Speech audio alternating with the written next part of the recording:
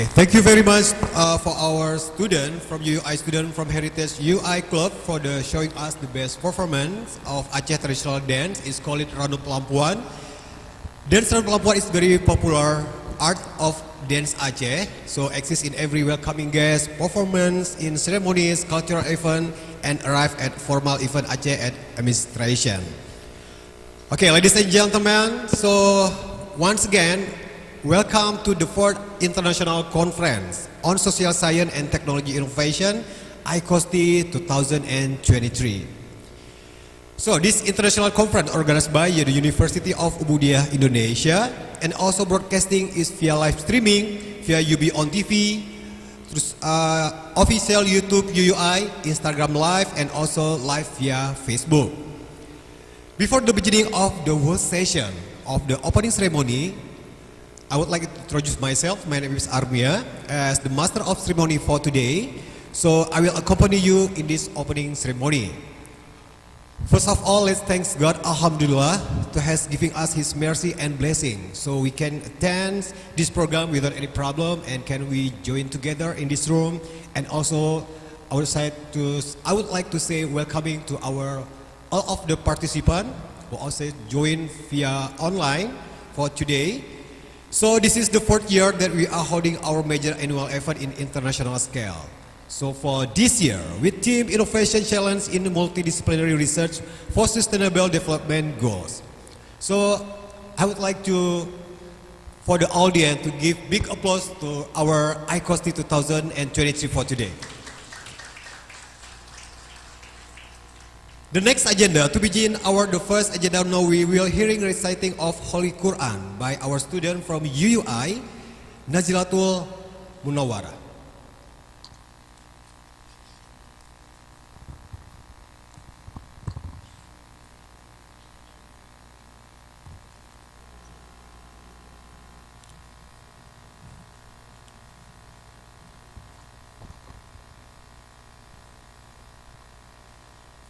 Assalamualaikum warahmatullahi wabarakatuh.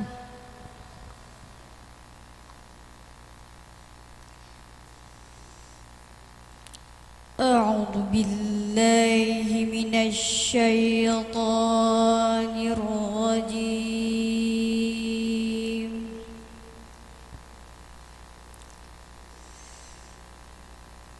Bismillah.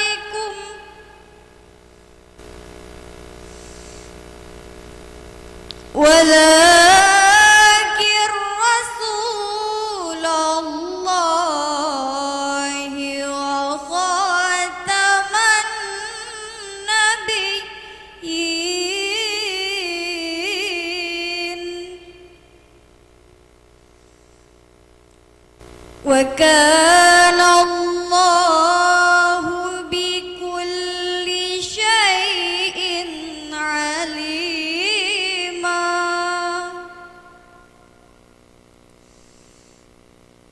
يَا أَيُّهَا الَّذِينَ آمَنُوا اذْكُرُوا اللَّهَ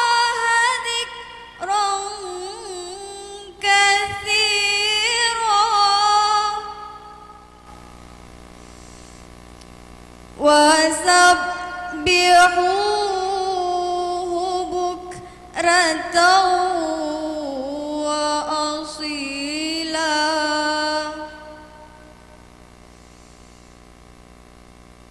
هو الذي يصلي عليكم وملائكته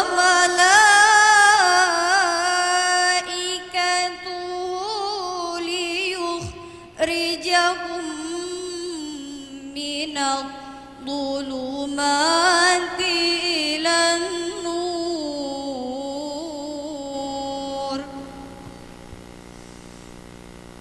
وكان بالمؤمنين رحيما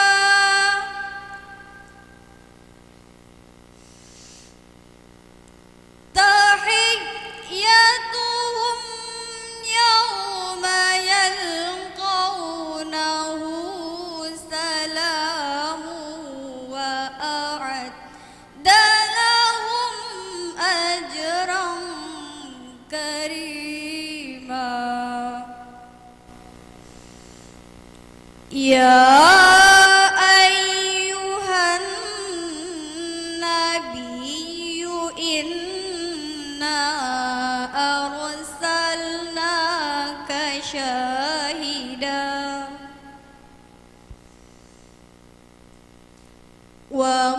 ومبشرا ونذيرا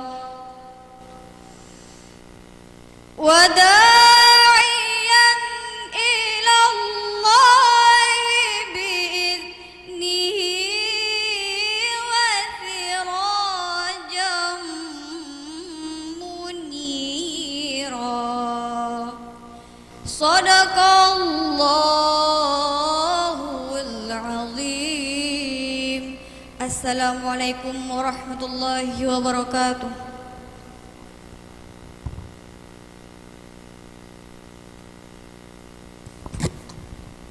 Thank you very much to Nazila Munawara, and may Allah blessing always with us for today and forever. Amin. So the next agenda, we will singing the national anthem of Republic of Indonesia, Indonesia Raya, and then following by singing the Mars UUI anthem. Ladies and gentlemen, please stand up.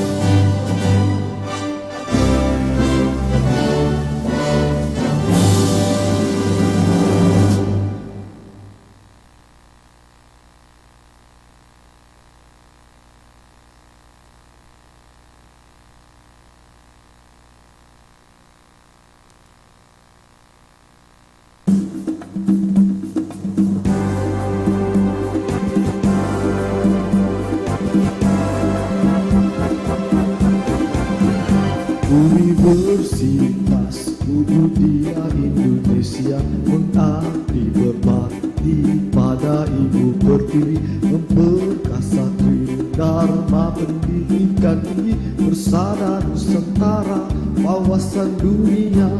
Universitas Ubudiyah Indonesia membangun generasi, memimpin bangsa menggapai dunia. Inspirasi semua, arif kesani berteknologi mulia. Budi setia, bangsa tercinta berintegritas, mencapai cita murni.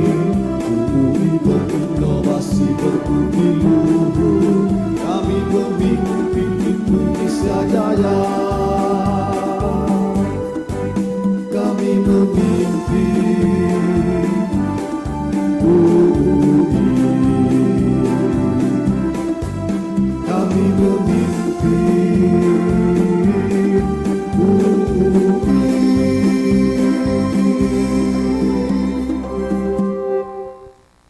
Thank you very much, ladies and gentlemen. You can please sit back.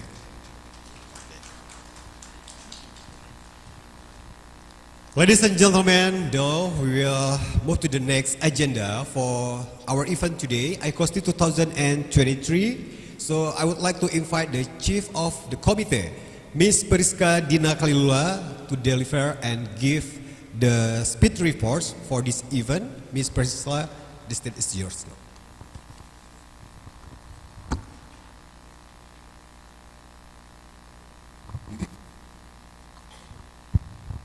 Tes. Assalamualaikum warahmatullahi wabarakatuh.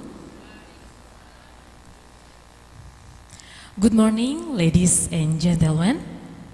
Welcome to opening ceremony the 4th International Conference on Social Science and Technology Innovation, Icosti 2023. My greetings and my appreciation to all keynote speaker in our conference, Brig General Datu, Professor Emeritus Dr. Kamarudin Hussein from Malaysia. Welcome, Professor.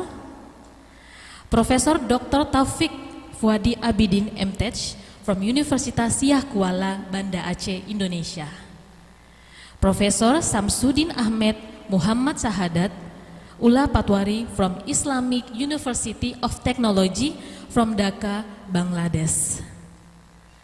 Professor Dr. Muhammad Mustafa Al-Bakri Abdullah from University Malaysia Perlis, UNIMEP from Malaysia.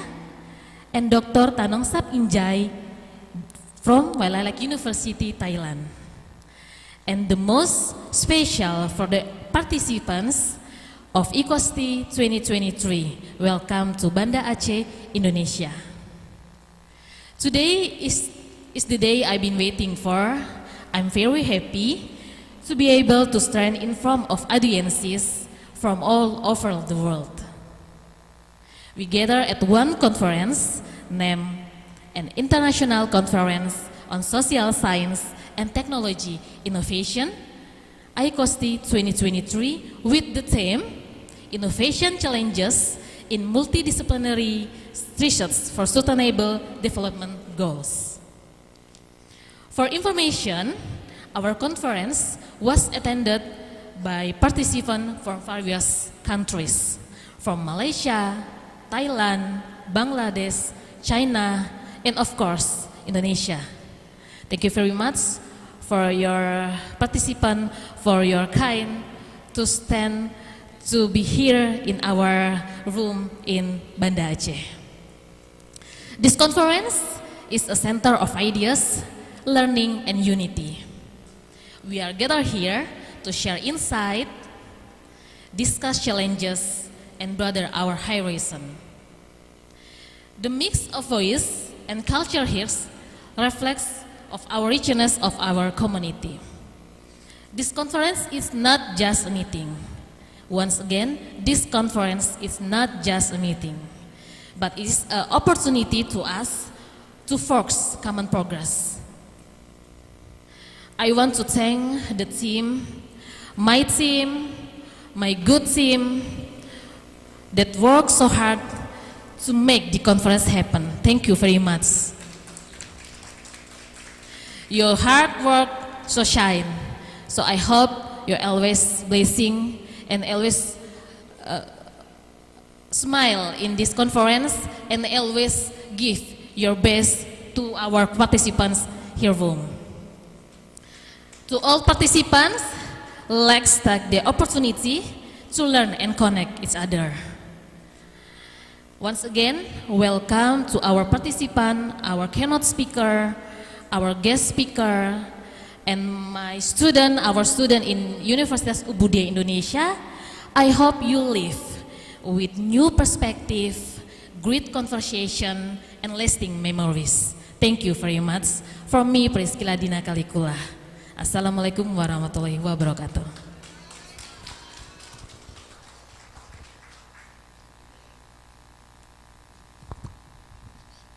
Thank you very much to Ms. Priscilla Dina Kalilula for the report speech for today. So the next agenda, ladies and gentlemen, now we step for the next agenda. I'm glad to inform you all, the Rector of the University of Ubudiyah Indonesia, Dr. Marniati MKes, will deliver her opening speech, and as the prefers and opening remarks for this conference. To Dr. Marniati, the time is yours now.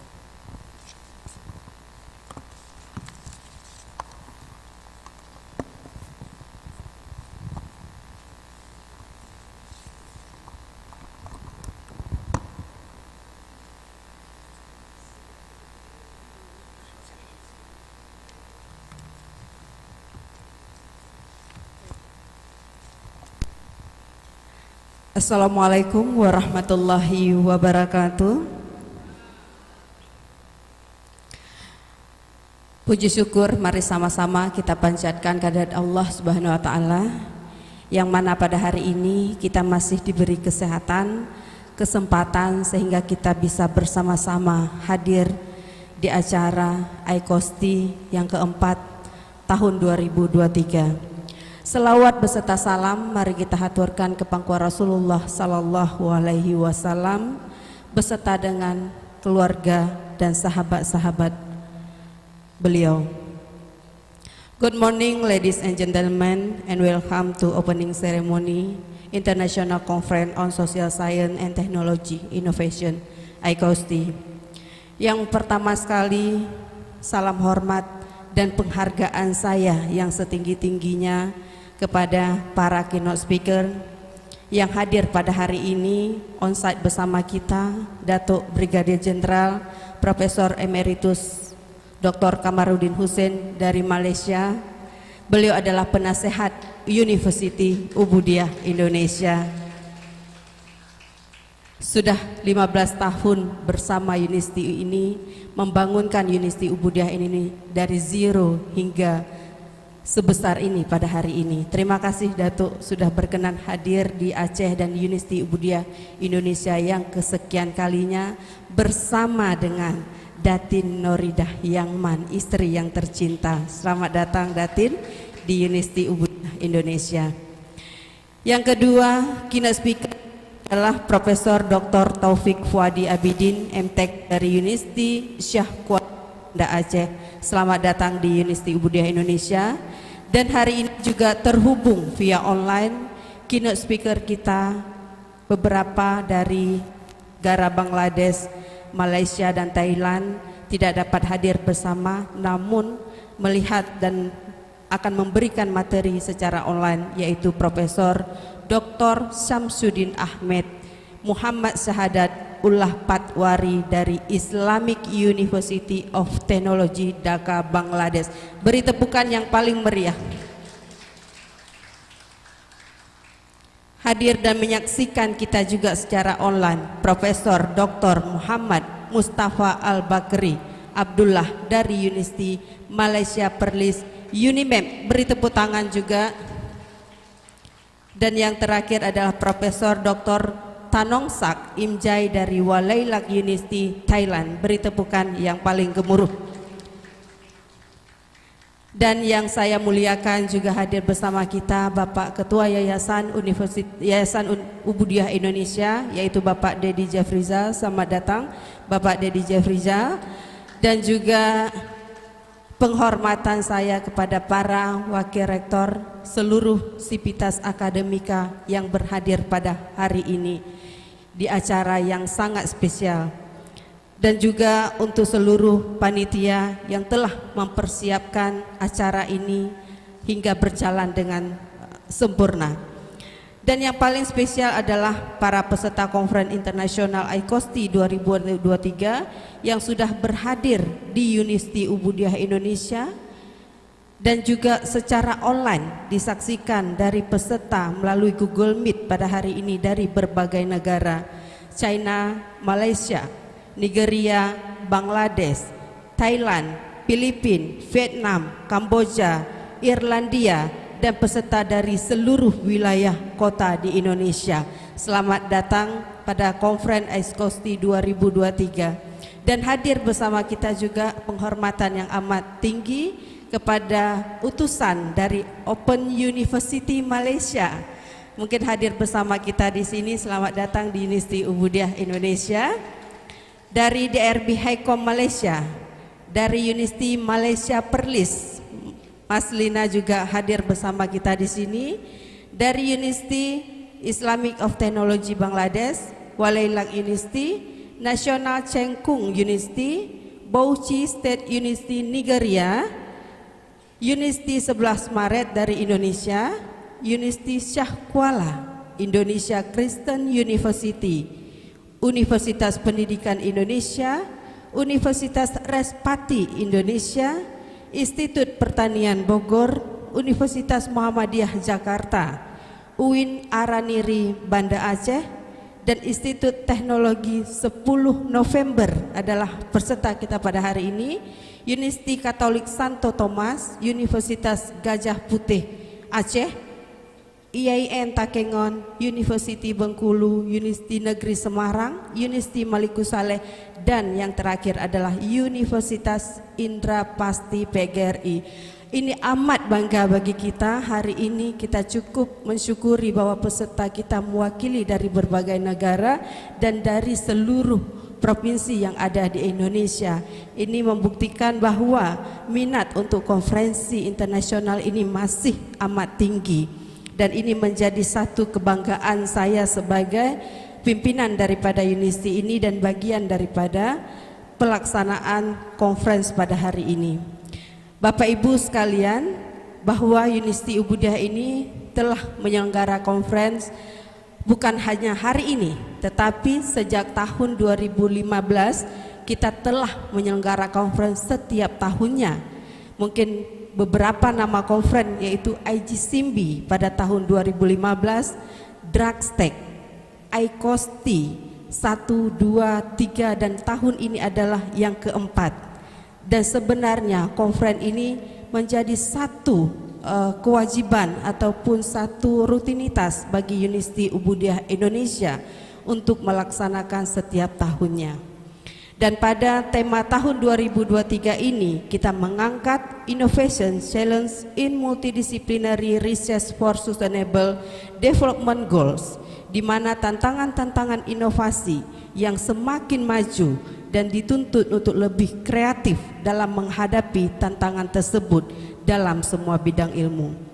Dari tema Icosti 2023 ini, di mana tujuan daripada konferensi ini untuk terus meningkatkan skill dan improvisasi diri dalam menjawab tantangan kemajuan di era digital sekarang ini, yaitu revolusi industri 4.0, di mana di era revolusi sekarang ini dikenal dengan istilah cyber physical system. Ini sendiri merupakan sebuah fenomena di mana terjadinya kolaborasi antara teknologi cyber dengan teknologi otomatisasi. Dengan adanya revolusi ini sendiri membawa banyak perubahan di berbagai sektor, terutama di sektor pendidikan, untuk bisa melahirkan lulusan-lulusan yang berdaya saing di tingkat internasional secara global. Dan pada kesempatan ini saya berharap hasil daripada publikasi pada conference kali ini juga dapat mendukung untuk peningkatan jabatan fungsional bagi para dosen dan juga dapat mempercepat guru besar baik di Indonesia maupun di luar negara. Dan pada kesempatan ini saya berharap Icosti ini dapat berlanjut hingga tahun-tahun yang akan datang. Dan Universitas Ubudiyah Indonesia telah memiliki lebih daripada 100 MOU kerjasama antar universiti luar negara. Inilah yang membuat kita mudah untuk menjangkau peserta-peserta dari banyak negara untuk hadir baik secara offline maupun secara online.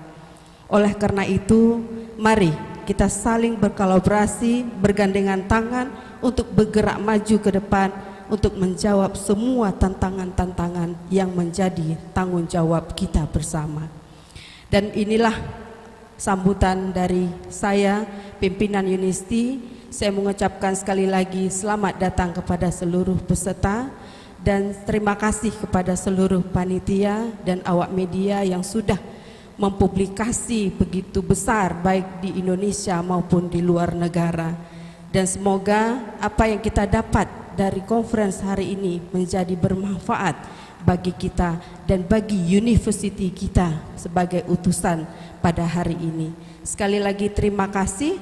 Saya akhiri wabillahi taufiq wa hidayah. Wassalamualaikum warahmatullahi wabarakatuh.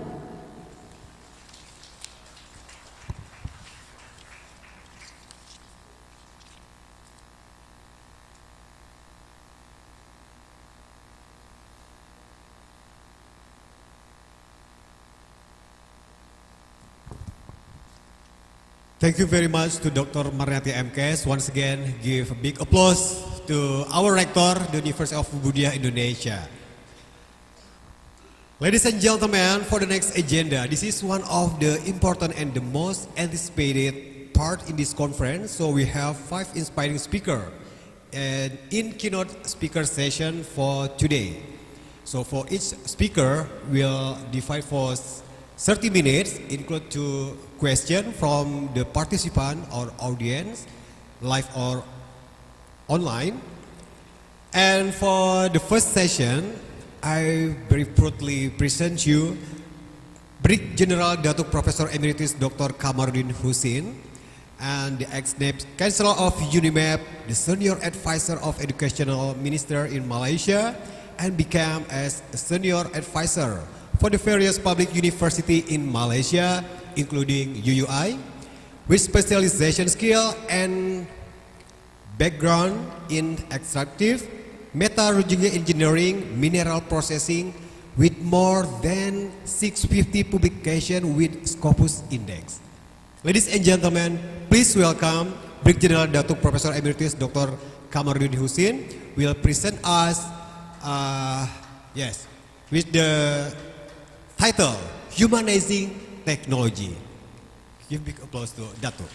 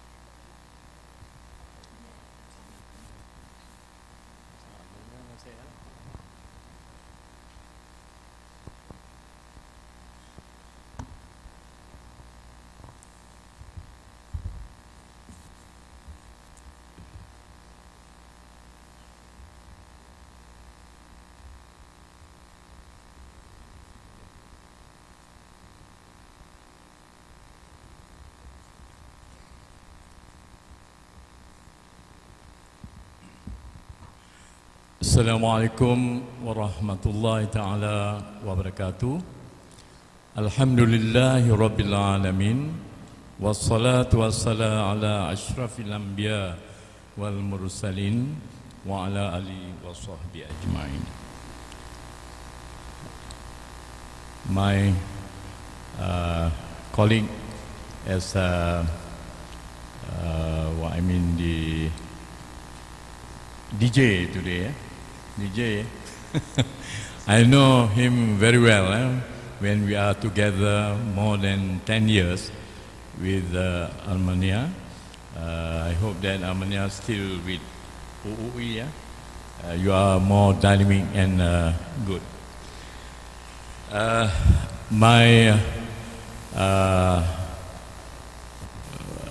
My friend and a good rector, Professor, what I call the Professor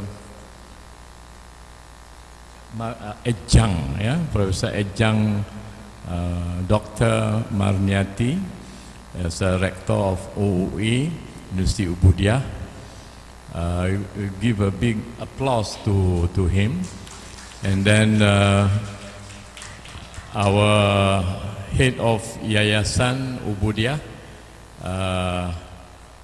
Bapak Daddy, please stand up. Bapak Daddy is an honor of this UUI, Marniati. And then our speaker, keynote speaker, we have 5 here, speaker, Professor Samsudin Ahmed from Bangladesh, Professor Muhammad Mustafa from UNIMEM, Professor Dr. Tano Gasak from Thailand, and then also Professor Dr. Taufik Fuadi Abidin from Indonesia. We had 5 keynote speakers, 5. 2 came for physically to present, then another colleague, 3 through the online session. Welcome to all the keynote speakers and also all the participants from various, more than 10. We give a big applause to them. From Malaysia, Thailand, from Ireland, from China, and then from India, and then Bangladesh. We had a lot, participants from. Welcome to, and also our esteemed audience and ladies and gentlemen. Today presentation, I'm more focused on the humanoid technology, although my area of specialization more on the extractive methodology, how to extract gold, extract gold and also to process gold, and then to try to what I call do some like flotation everything. But today we are to discuss about the humanoid technology, which include AI, artificial intelligence, AI, because this AI now more on the AI education. I mean focus to build our new generation, especially for the school children, everything to master in AI, because everybody now using the AI chat everything.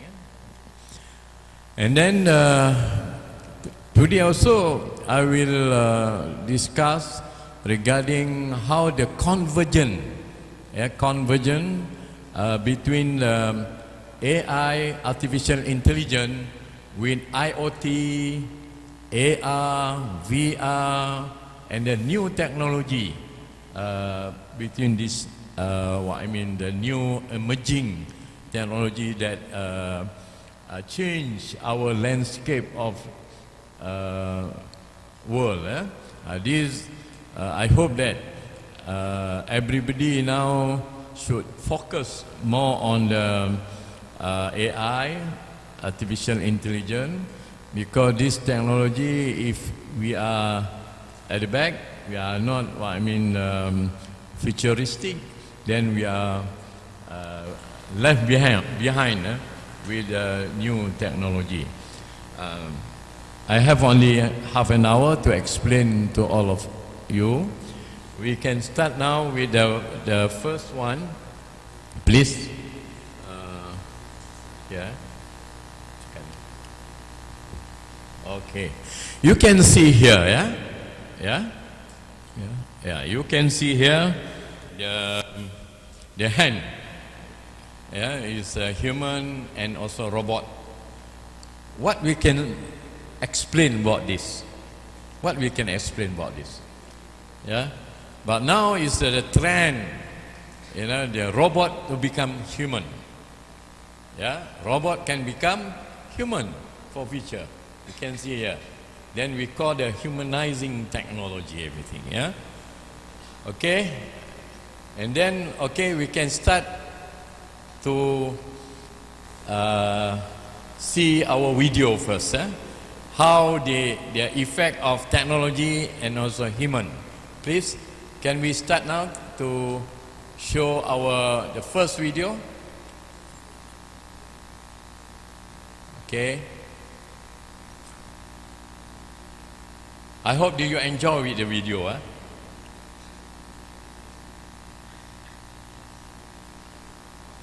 The important thing, the technology will affect your heart, Yeah.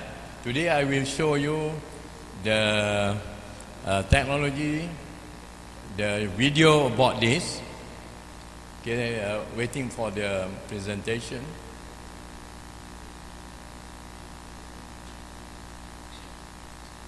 It's okay?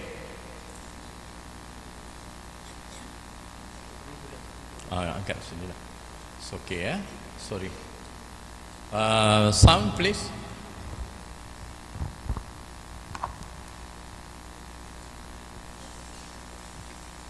No sound? You can start now. No sound at all. Yeah.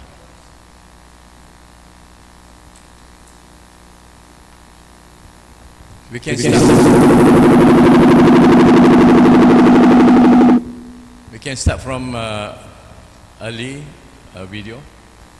If not, you cannot appreciate what they talk about that.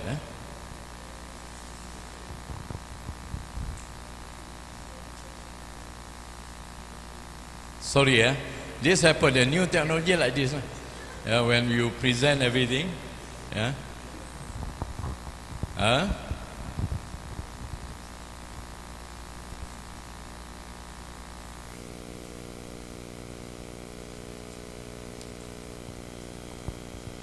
Can you understand without the voice? I don't think you can understand.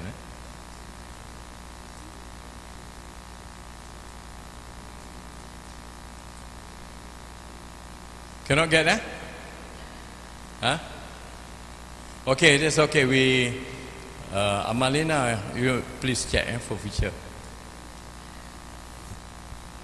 Okay, this video can show you how, although they are, they have a baby, crying, everything, but the father try to solve the problem, and then refer to mother in the shopping complex, and then try to use the handphone with the music, everything, but it cannot stop for crying, that one. But the important thing, the personal touch of the father, take the child, you know, and then that's a personal touch. Then slowly stop the crying, everything. This is what I mean, the video. We will show after this. Okay?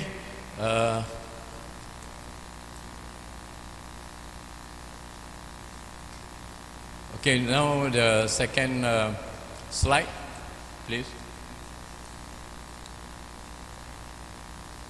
It's okay.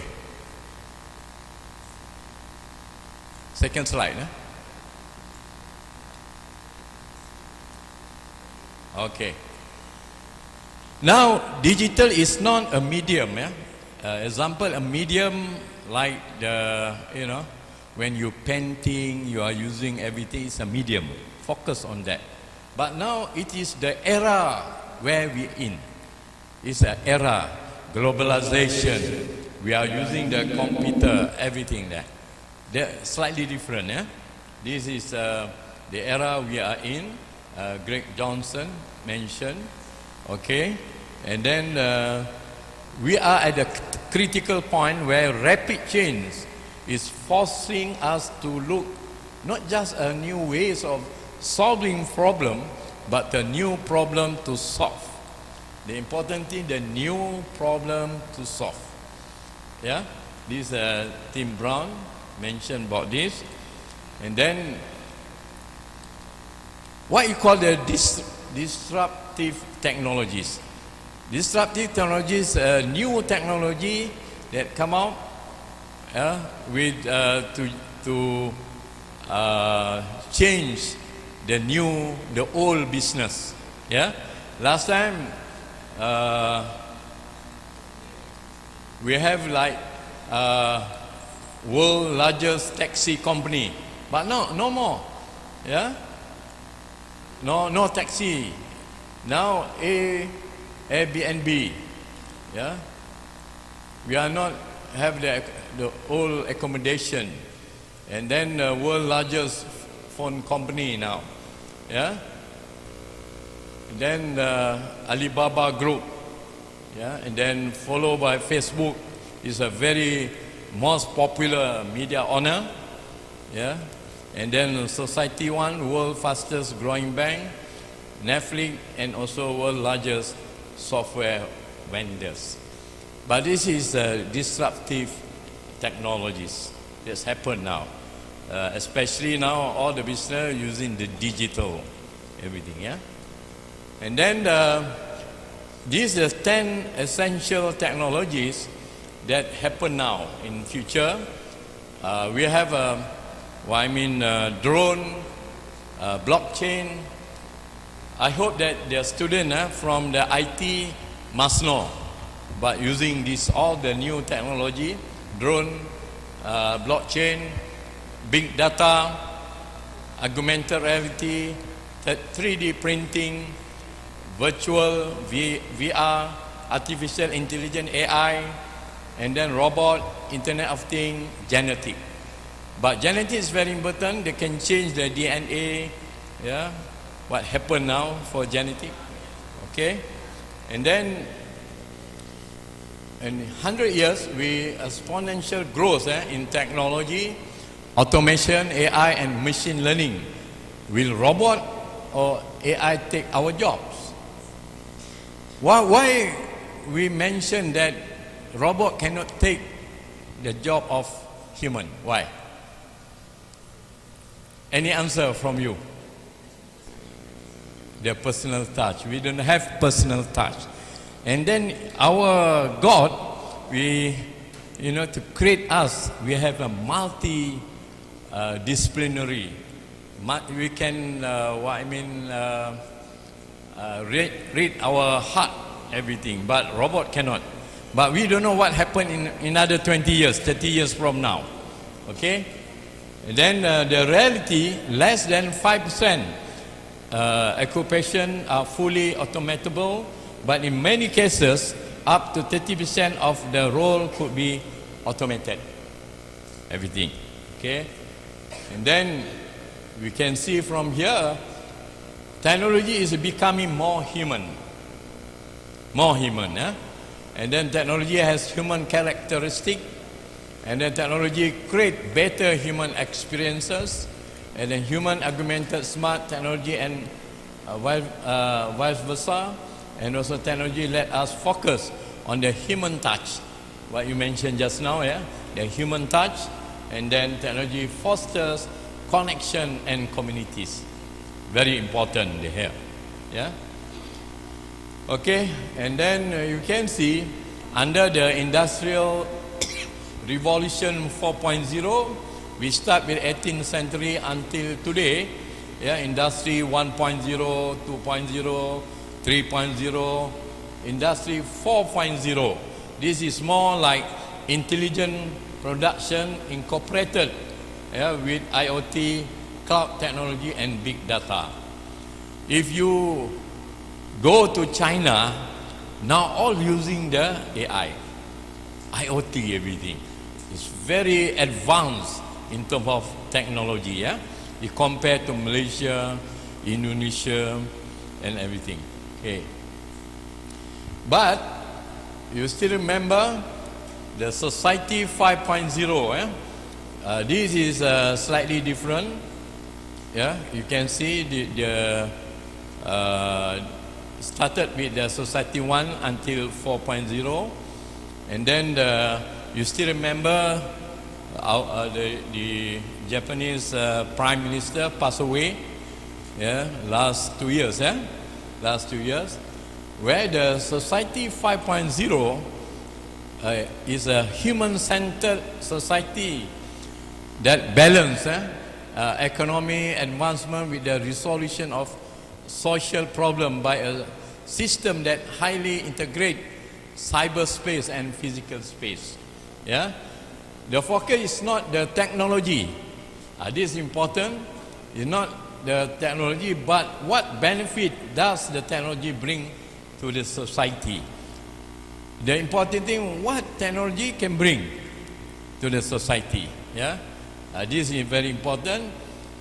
Why human is the focus? Because the essence of a society 5.0 in Japan is that it will become possible to quickly elicit the most suitable solution that meet the need of each individual. Yeah, this is very crucial, you know. Well, I mean, Japan already 5.0. Malaysia is in between 3 to 4. Okay, in Indonesia maybe 3 to 4, same like Malaysia. This is what I call the technology that happened. Yeah. Okay, you can see the Society 4.0 solution for better human life. Yeah. Okay, and then yeah, this is Society 4.0. Amanya, how many minutes more? Another 10 minutes, I think. And then pillars to support humanizing technology. What is the pillars that will help humanizing technology? Yeah? We can see here our former Prime Minister in Malaysia, Tun Mahathir, they mentioned we also do not want to be left behind in ensuring that STEM or TVET are prioritized. That's why important STEM and TVET. In UUI also now using the TVET. 70% more practical, 30% is theory, everything. Yeah.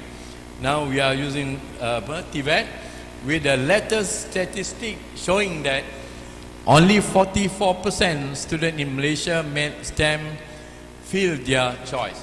Now, I hope that you understand, in Malaysia now, only 19%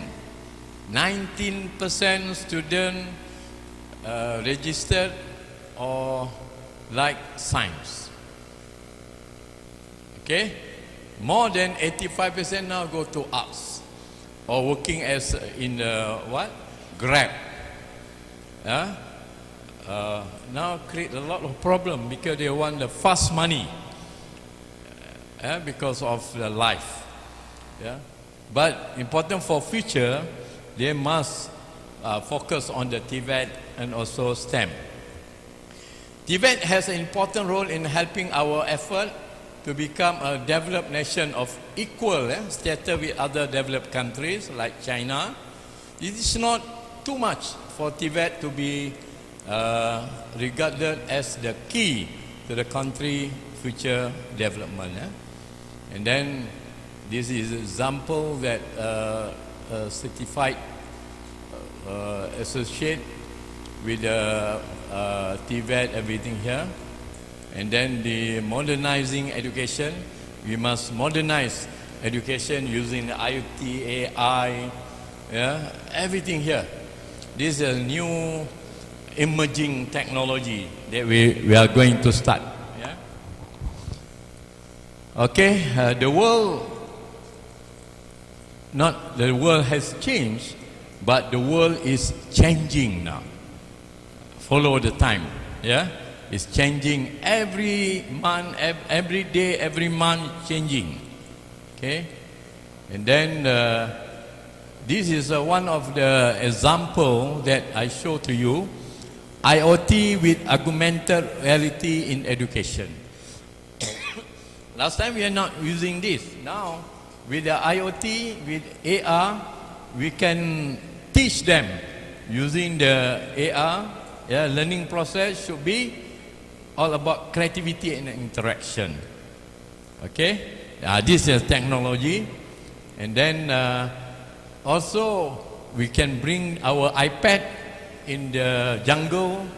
You can see here, we can easily know about what type of bird, what type of voice, everything. We can identify. This is all the technology. Well, I mean accessible learning material anytime, anywhere. And then no special equipment is required. Any smartphone and also university applicable to any level of education and training. You can see here. And then also the same in the jungle that I show to you. Learn can feel the breath of fresh air on your face, smell divine fragrance of the flowers, everything by using the iPad only. Okay. And then IT private robotic in education. You can see now they are using the Lego, study about robotic, mechatronic, mechanical.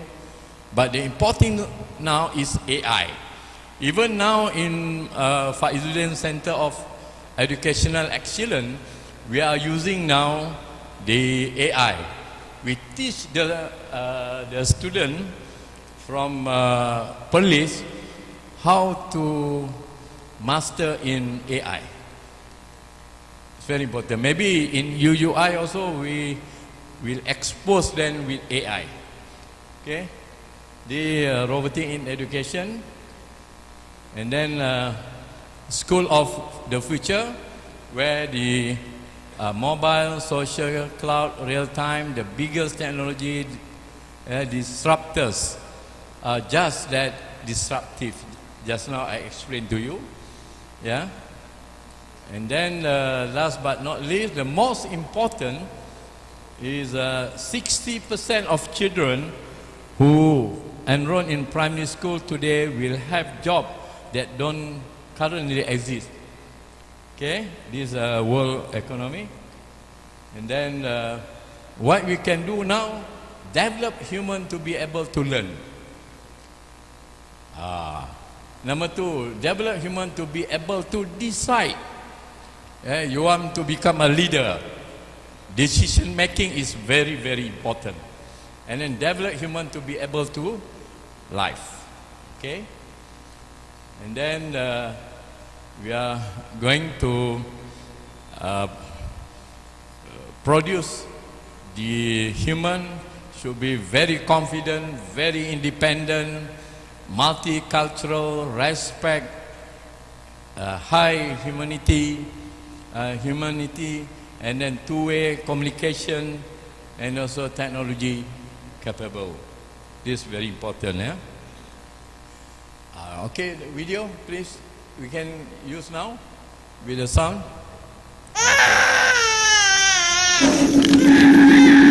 Oh, this is number one. Just now, okay. Now แบง with แบงลูกศิษย์มาแล้วร้องใหญ่เลยอะ voice, แม่ huh? สงสัยหิวนมนมโอ้ยังไงอะแม่เปิดการ์ตูนโอเคการ์ตูนให้ลูกการ์ตูน You the handphone. แม่ลูกไม่ได้ติดการ์ตูนลูกติดแม่โอเคไหม งั้นเอางี้ Amalina, son. อ้าวลูกคุยกับแม่หน่อยนะคุยกับแม่ จะเอ๋แม่อยู่นี่ไงลูก เห็นแม่ไหมคะ จับยังไม่ได้ She try, eh? จริงจังเลยปังเต็งปังเต็งปังเต็งปังเต็งปังเต็งปังเต็งโอ้ยร้องนะลูก You can see the human touch, yeah? No, not using the technology, but the authentic the human touch.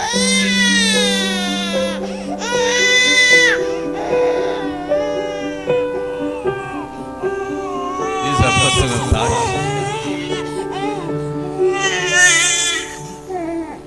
How about the father now, everybody?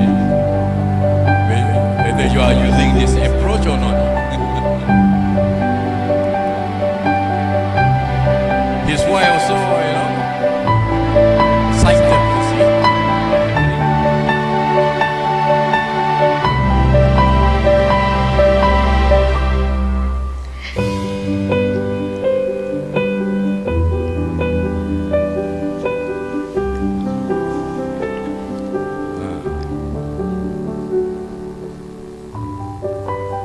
Okay, you see. The second one, give the second one, please. これからお見せするのは新しいバスをめぐるお話です。 This Japan.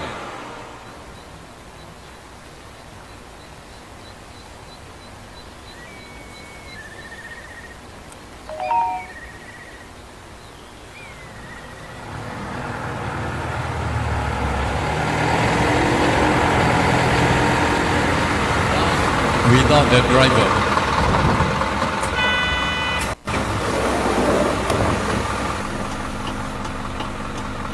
It's not Ita, this.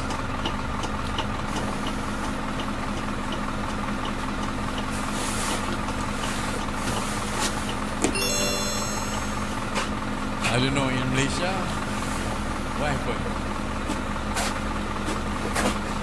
Huh? They put the money there, although no. 着席を確認しました。バスが発車します。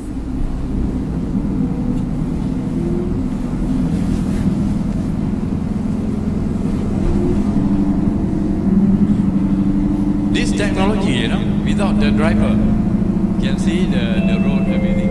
次は西山高校前、 Next, バスが停車し Shama ます。 High School. お、こんにちは。あら東さんとこの大きくなっていや、お母さんお元気？はい。 You see, this value, いえいえ。 the value, the core values. あらキリさんどうもお久しぶり。 The communication. こんにちは。バスが停車します。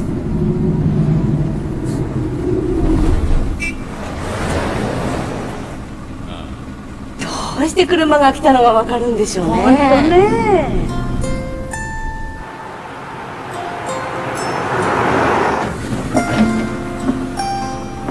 This is foreigners. Is this bus going to Narrow Falls? Narrow Falls? You cannot answer. 鳴滝じゃない？行くよ行くよ。Yes yes yes. Thank you. See?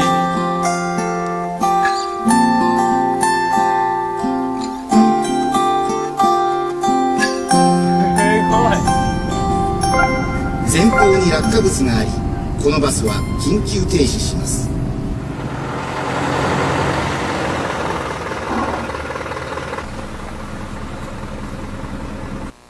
Okay, we give big applause. It's more touching, yeah. The film, short film, more touching everything, yeah. Okay. Finish ya belum lagi. Dah habis. Tak sambung lagi, ada sikit lagi. Ada lagi. Slide. Sikit je lagi to conclude. Okay. No, slide. Go to slide first, yeah. Next.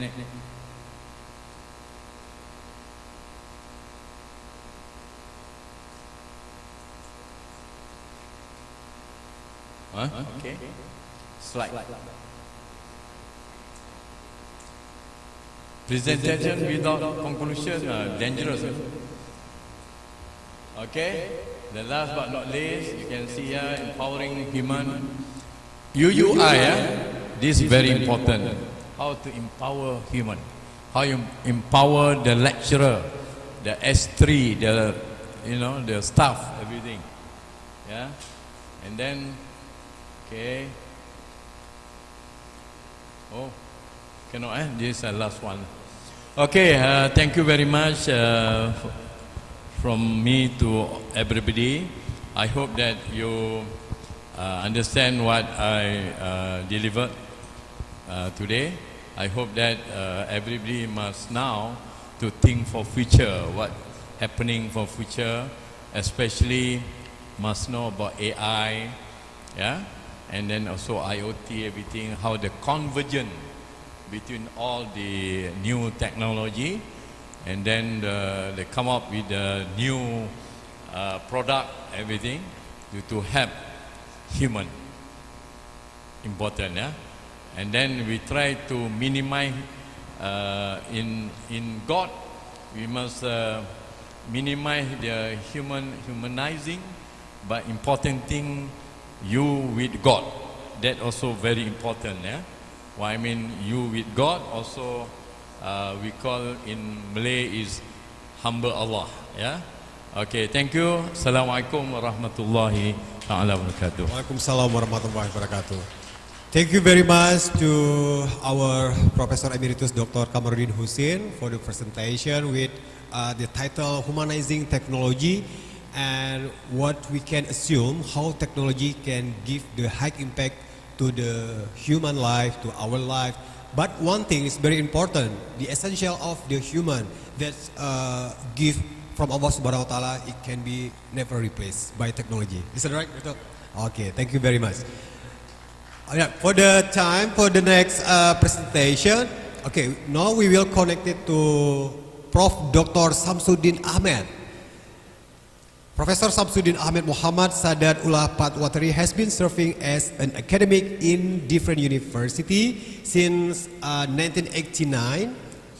Currently, he is a professor in the Department of Mechanical and Production of Engineering at the Islamic University of Technology, or IUT, in Dhaka, Bangladesh, and an organ of the Organization of Islamic Cooperation. His specialization in advanced numerical analysis, advanced heat transfer, and advanced fluid mechanics, with more than 594 publications with Scopus Index including. So we will start the presentation with Professor Dr. Samsudin Ahmed. Professor, the time is yours now.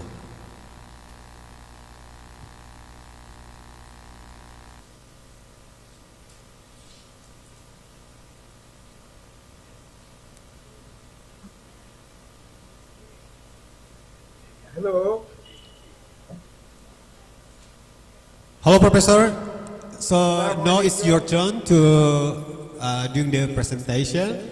And for the information to of participants, the Professor Dr. Muhammad Mustafa, Professor Dr. Samsudin, I'm sorry, I'm correctly. Now we'll present us with the title Recent Progress in Geopolymer Construction. Innovation Challenges is Multidisciplinary Research for Sustainable Development Goals.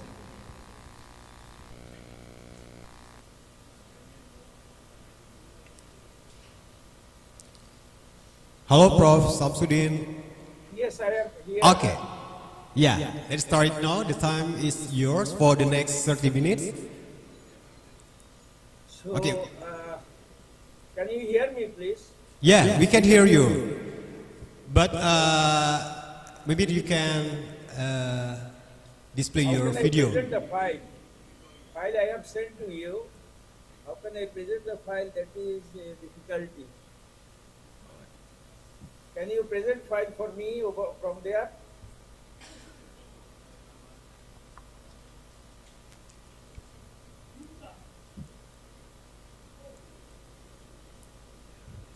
So, Assalamu alaikum. Bismillah, alhamdulillah, salatu wassalamu ala rasulillah. Selamat pagi. Apa kabar? So, I am in difficulty presenting the file. So, if you can present file from that place, I am going to actually give the lecture. My topic is a serious type of topic. Thank you, Brigadier General Datuk Professor Emeritus Dr. Kamaruddin Hussain for a nice presentation. I listened to him. I joined the session from the beginning of the session started. But now, my presentation is on innovation challenges in multidisciplinary research for sustainable development goals. So, if you can present the file from that place, probably it is okay. I am in difficulty how to present the file. In fact, I tried present now, but I cannot present the file. Can you guide me, please?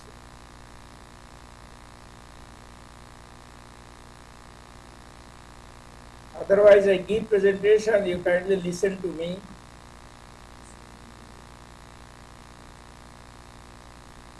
So,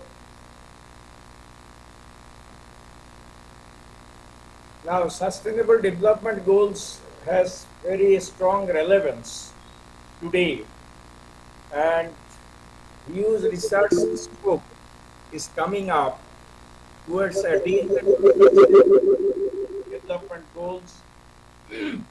As Professor Emeritus Datuk Kamaruddin Hussain said about Industry 4 and 5, even Industry 6 is coming up now. So with more automation and more customer-driven, green supply chain, virtualization, dynamic supply chain, system integration, where human interaction and human interfacing is very much appropriate, very much relevant. Now, SDGs and engineering core competence, engineering is very much relevant to sustainable development goals of the United Nations. So, if you kindly present my file from that place, I would be very thankful.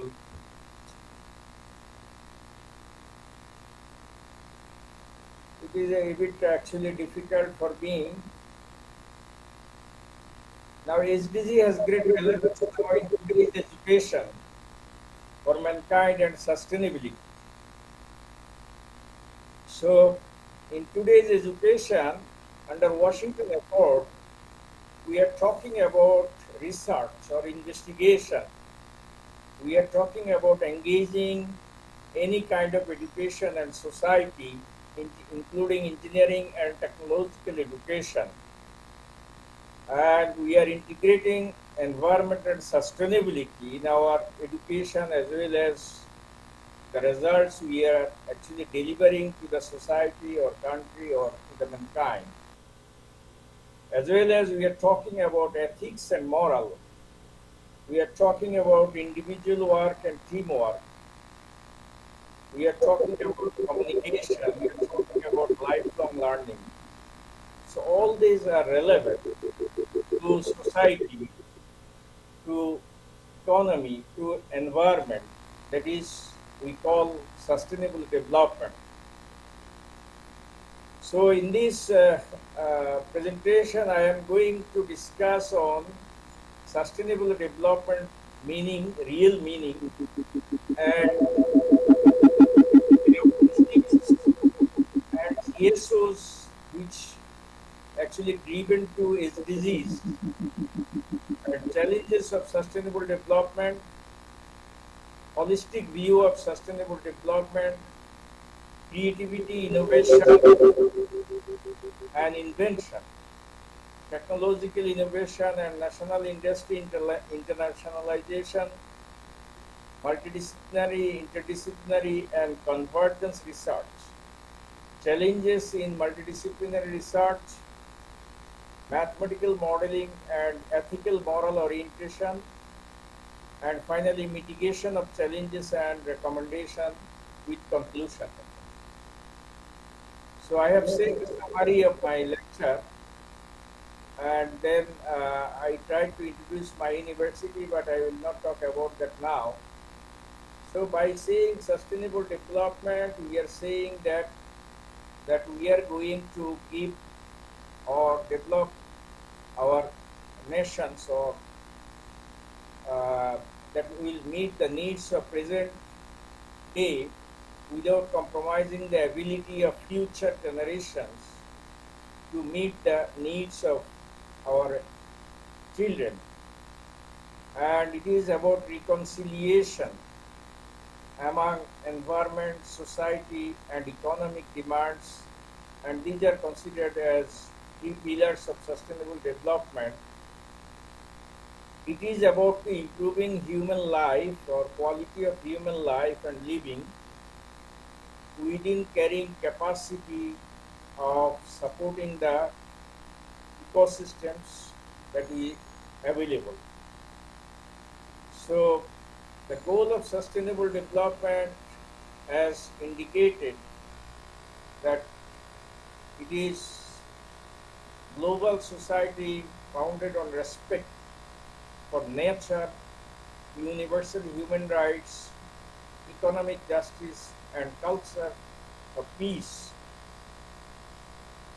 So sustainable development will connect or interconnect different disciplines, and it will develop a mindset, thinking mindset, intensively thinking mindset, or seriously thinking mindset for long-term, maintenance of our ecosystem. It is also about equity, global and between generations. It is about value system. So before sustainable development of United Nations, goals of United Nations, it had 8 million.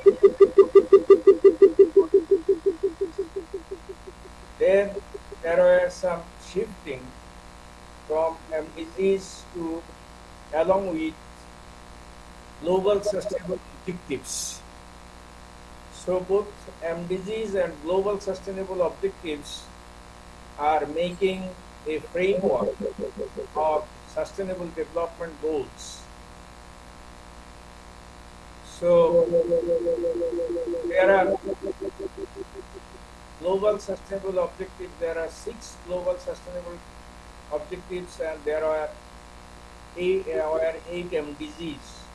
Now we are talking about sustainable development goal, and this came up to solve human issues, human problems in sustainable manner.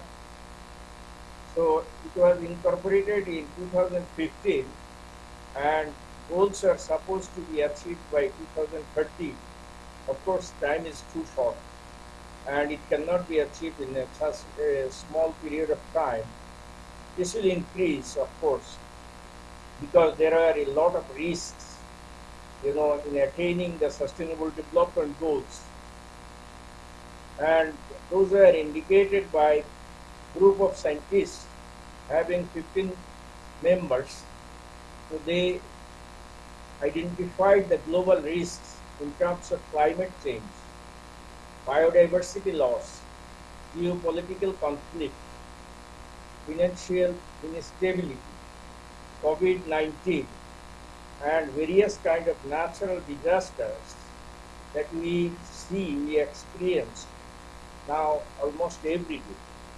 Along with industrial revolutions, as said, Industry 4, which is about artificial intelligence, IoT, etc., towards Industry 5, and now we are talking even about Industry 6, as we have pointed out some points earlier. So, if we put all that together, along with 17 sustainable goals of United Nations, right,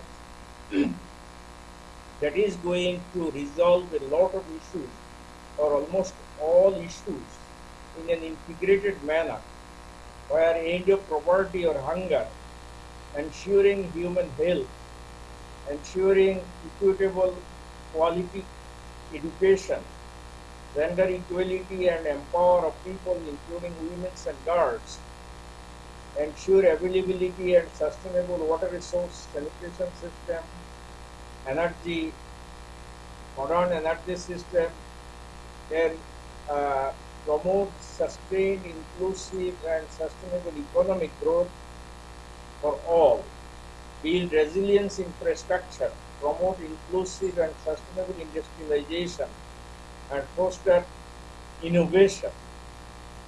So reduce inequality in societies or among the countries, makes them inclusive, safe, resilient and sustainable. So these and other issues are there, including, life below water, life above water, conservation of resources, protection and restoring and promoting sustainable use of terrestrial ecosystem, and managing forest and other things.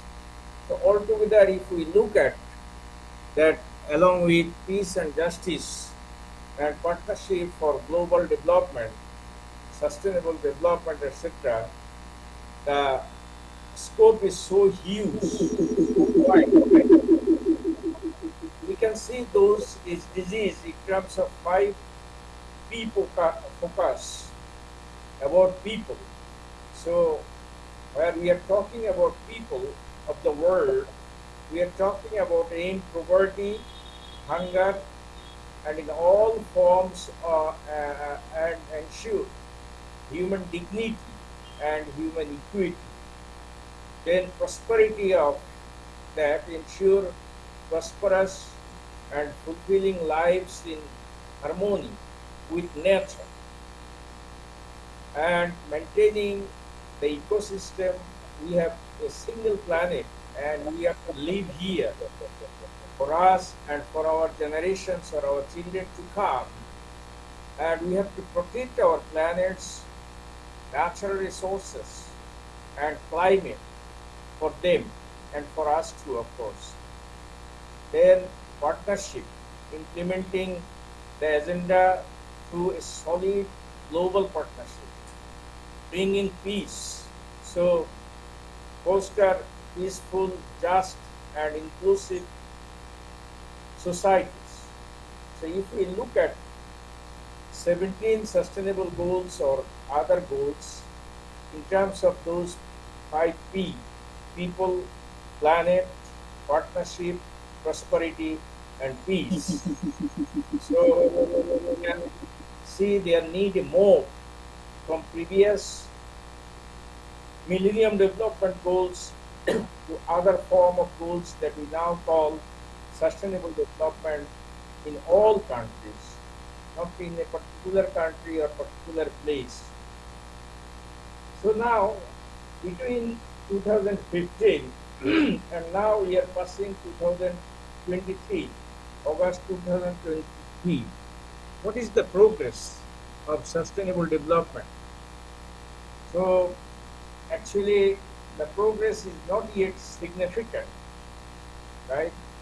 Because working poverty rate rose rates from 6.7 in 2019 to 7.2% in 2020, pushing an additional 8 million workers into poverty.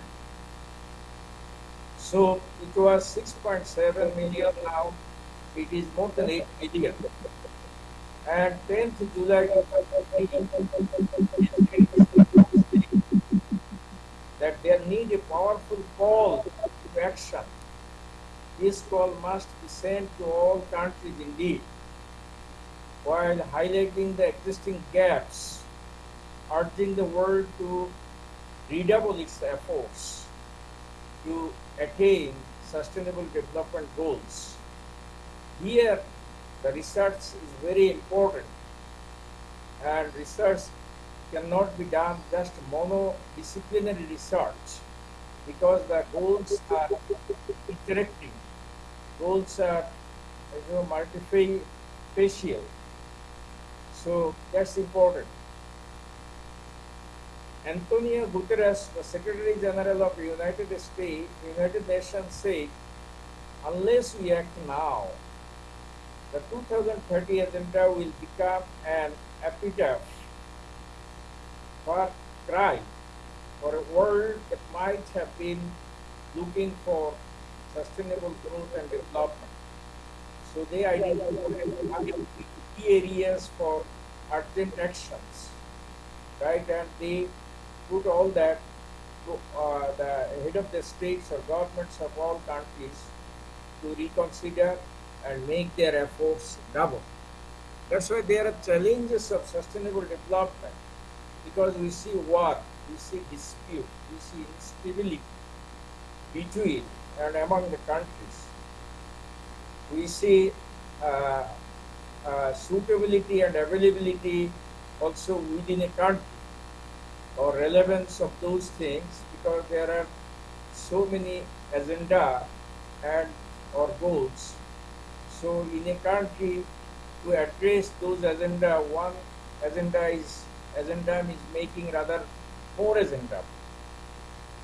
So again, another issue is government and governance, right? Right political climate is necessary for that. That is, harmony is necessary. Then poverty and unemployment, where inequalities in terms of food, energy, healthcare, etc. are there. So these are some of the challenges, including global financial and economic crisis, as we see almost every day, as well as population growth.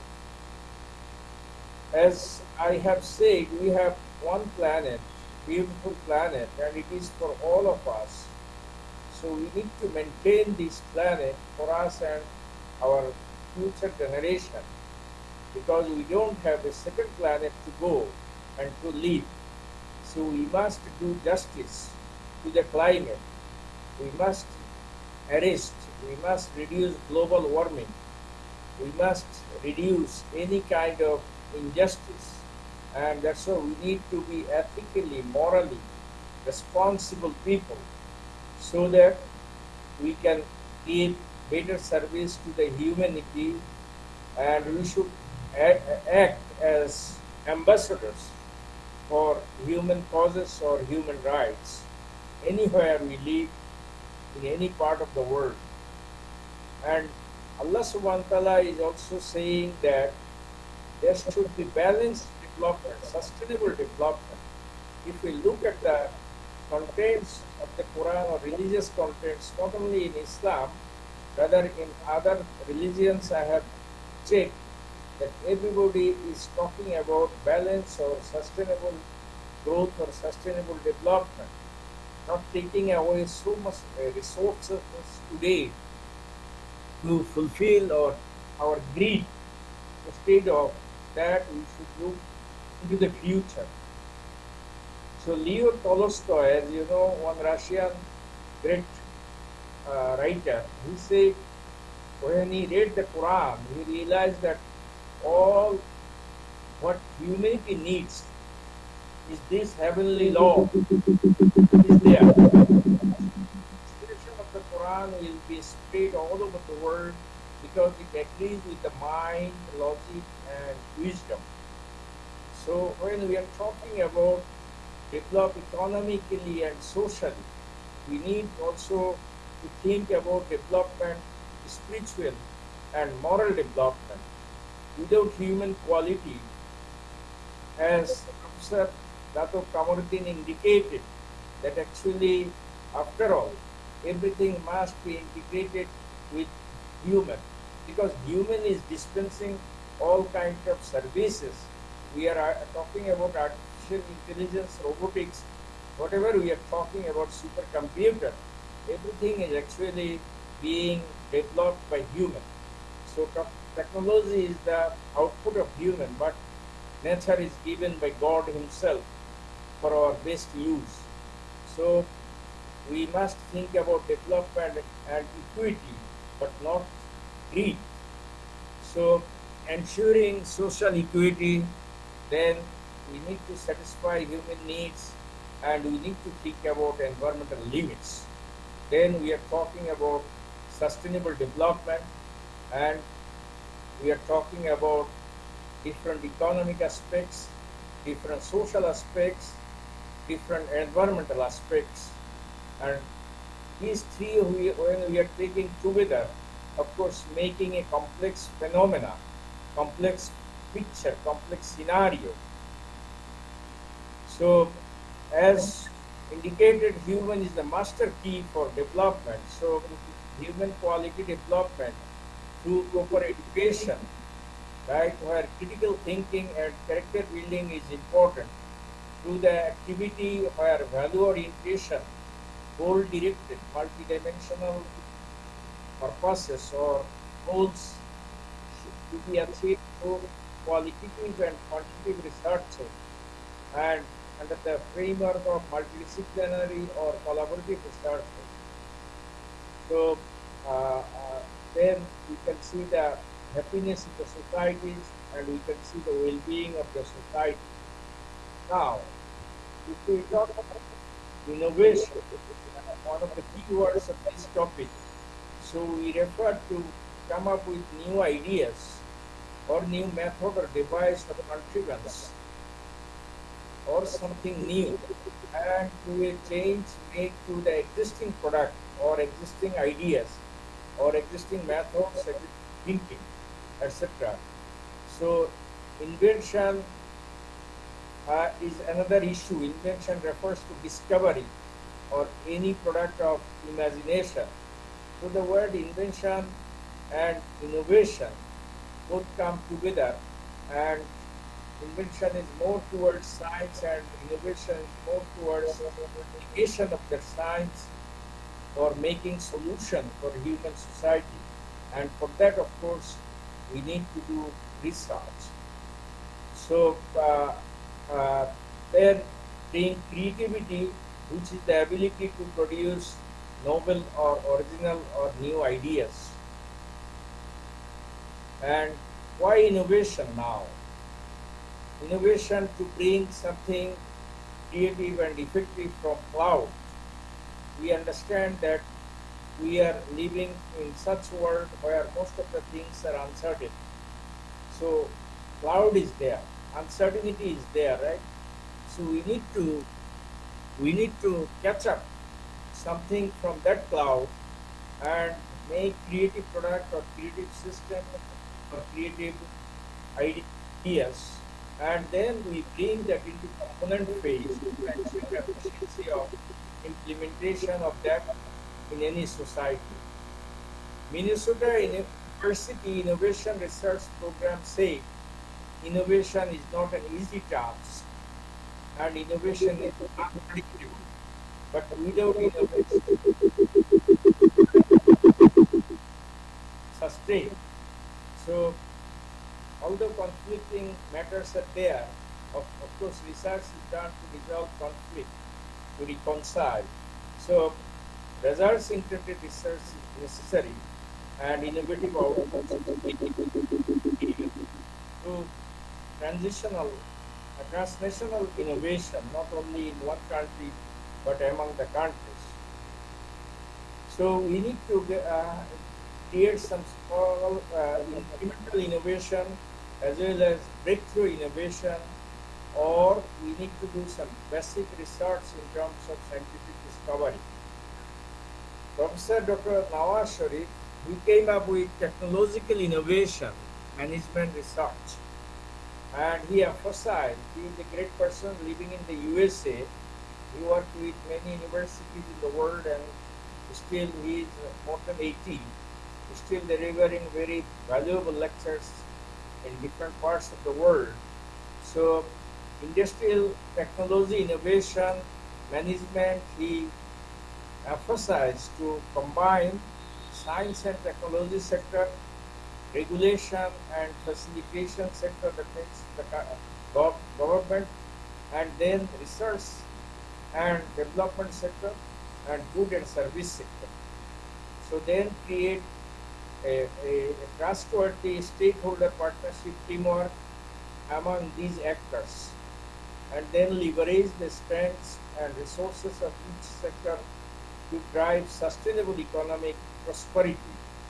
So we need to have state-of-the-art laboratories, private organizations or enterprises, that could be SME or large industries, and then some universities that must do dedicated research. So that could be called Research One universities. And of course, without institutional or government support or engagement, nothing is possible indeed.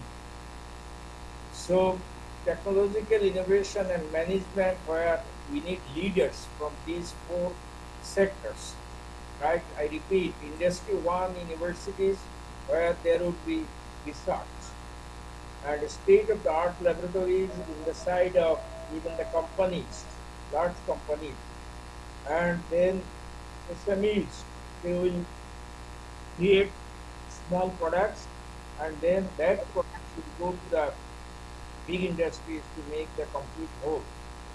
And then if some of those products can be given to the world, right, from one country to then internationalization of ideas or knowledge of products, and then the world is moving ahead with that. So definitely the research has no alternative. Now to attain sustainable development goals, to attain internationalization of local products or national product. So now for research, there needs some kind of framework, right? There needs some kind of engagement. So we are now talking about multidisciplinary research, where we can engage people from different disciplines, right? And then we can come up with cross-disciplinary or interdisciplinary or convergence or transdisciplinary research. So when we are talking about interdisciplinary research, we are actually talking about integration. It is about multidisciplinary research, where deeper integration and methodologies, theories or concepts manner, and then we can come up with greater level of integration by transdisciplinary research. Finally, I will be talking about collaborative research, which is more important, which can for institutions, etc. So there are different types of research that we have seen, that multidisciplinary, interdisciplinary, transdisciplinary, and sometimes even disciplinary research. So when we are talking about disciplinary approach, we are talking about separate research output from one person or one small group within the discipline, right? So from one point of view, but when we are talking about sustainable development goals, etc., that is not going to work, right? So we need to have multidisciplinary approach where separate research output will come from different researchers engaged in the multidisciplinary research. So they are going to interact somehow and view multiple disciplines, although separately. And interdisciplinary, we are talking from the point of view of multiple disciplines that collaboratively blended should be blended. And then we are talking about engagement of academic investors, decision makers, community, etc. and to develop policies, products, solutions, methods, systems, etc. through transdisciplinary or collaborative research, where we can bring societal issues, economic issues, right, natural or climate issues, or we call environmental issues. So all those things can be put together under transdisciplinary or collaborative research. So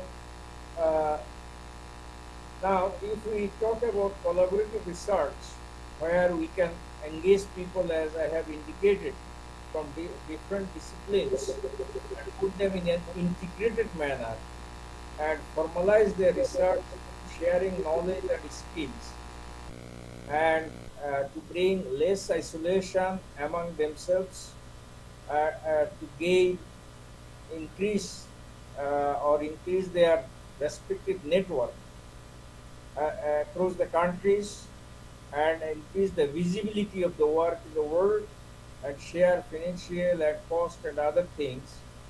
So we are talking about incredible research in that case, opportunities now under sustainable development goal. So research opportunities, I should say, incredible. Now so many opportunities are there. If we combine 2 or 3 issues, even we can join together between the institutions of higher learnings or between the countries and come up with a coherent research group and develop new and evolutionary ideas.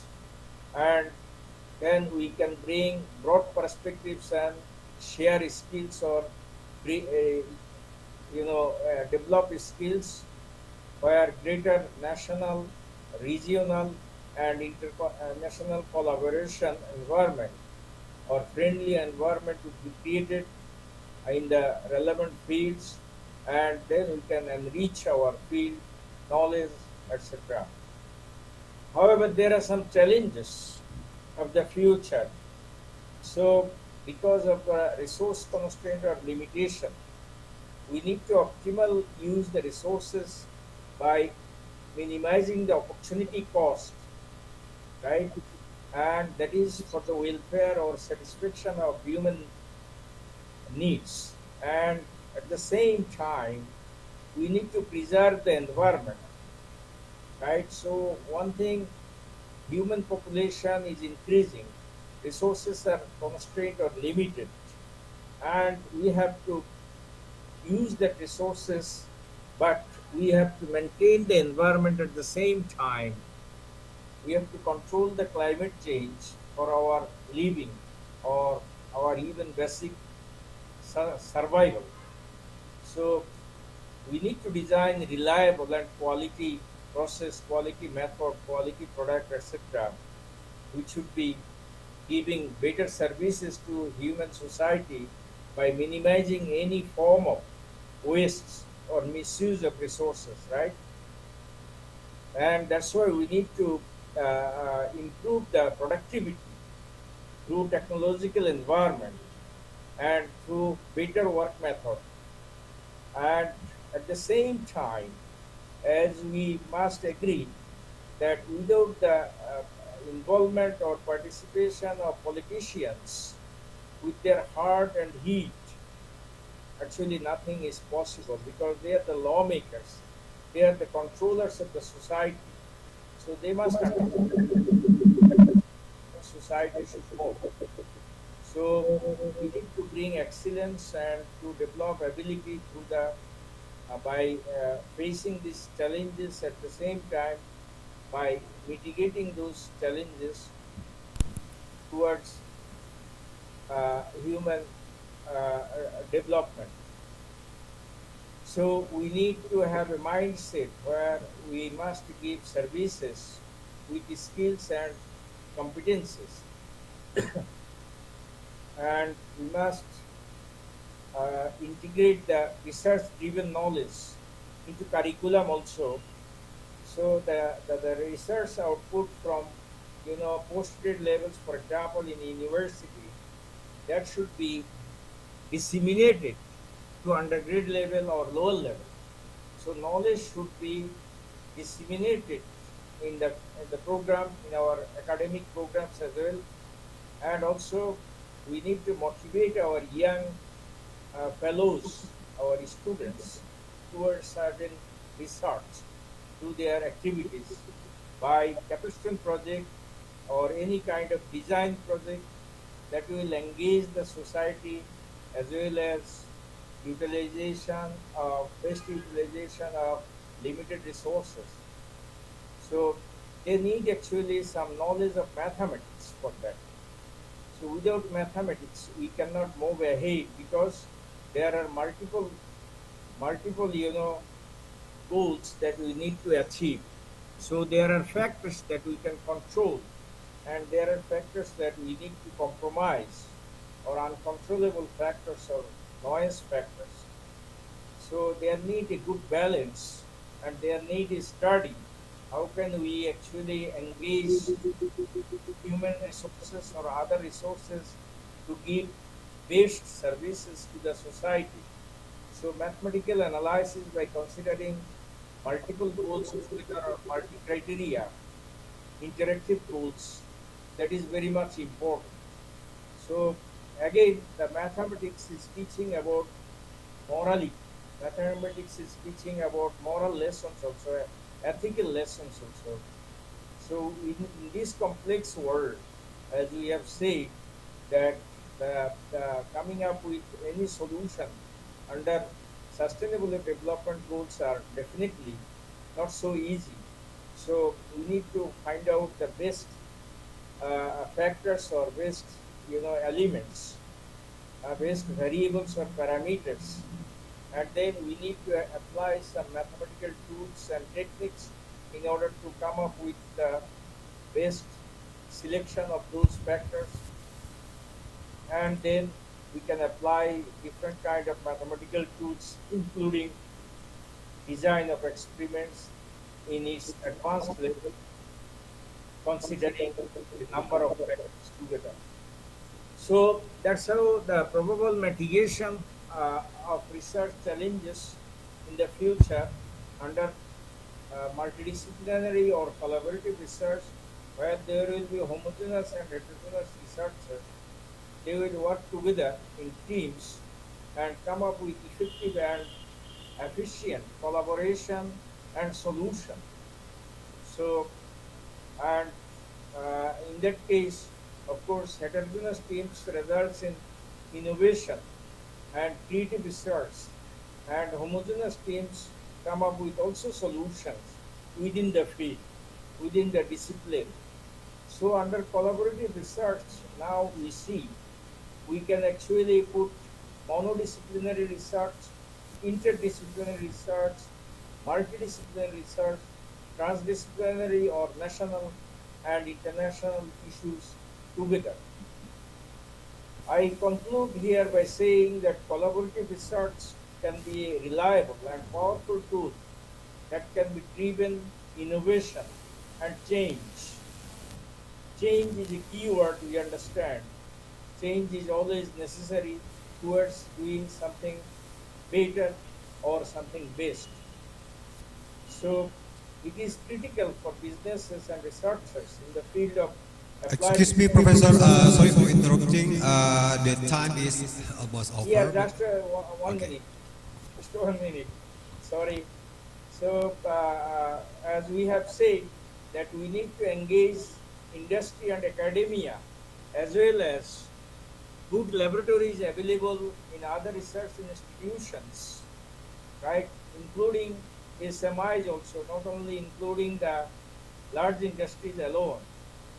So to generate new knowledge, new ideas, new technologies, and new solutions, and give better services to the societies. With collaboration, researchers can bridge gap between theory and practice and create a brighter future for all people. It can help effectively and efficiently in achieving multi-criteria goals like Sustainable Development Goals of the United Nations. Lastly, more and faster publication than independent. So researchers pool knowledge and critique work. So because of time constraint, I stop here. So sorry, a physical lecture has no alternative. I understand, because I could not actually present the slides properly because of some limitations. Thank you so much. Thank you so much. Inshallah, see you then somewhere, inshallah.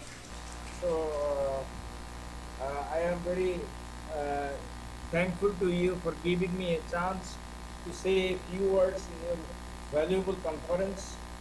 And I wish every success of this conference. And I am going to enjoy more lectures from other keynote speakers and other presenters. So once again, terima kasih, thank you very much.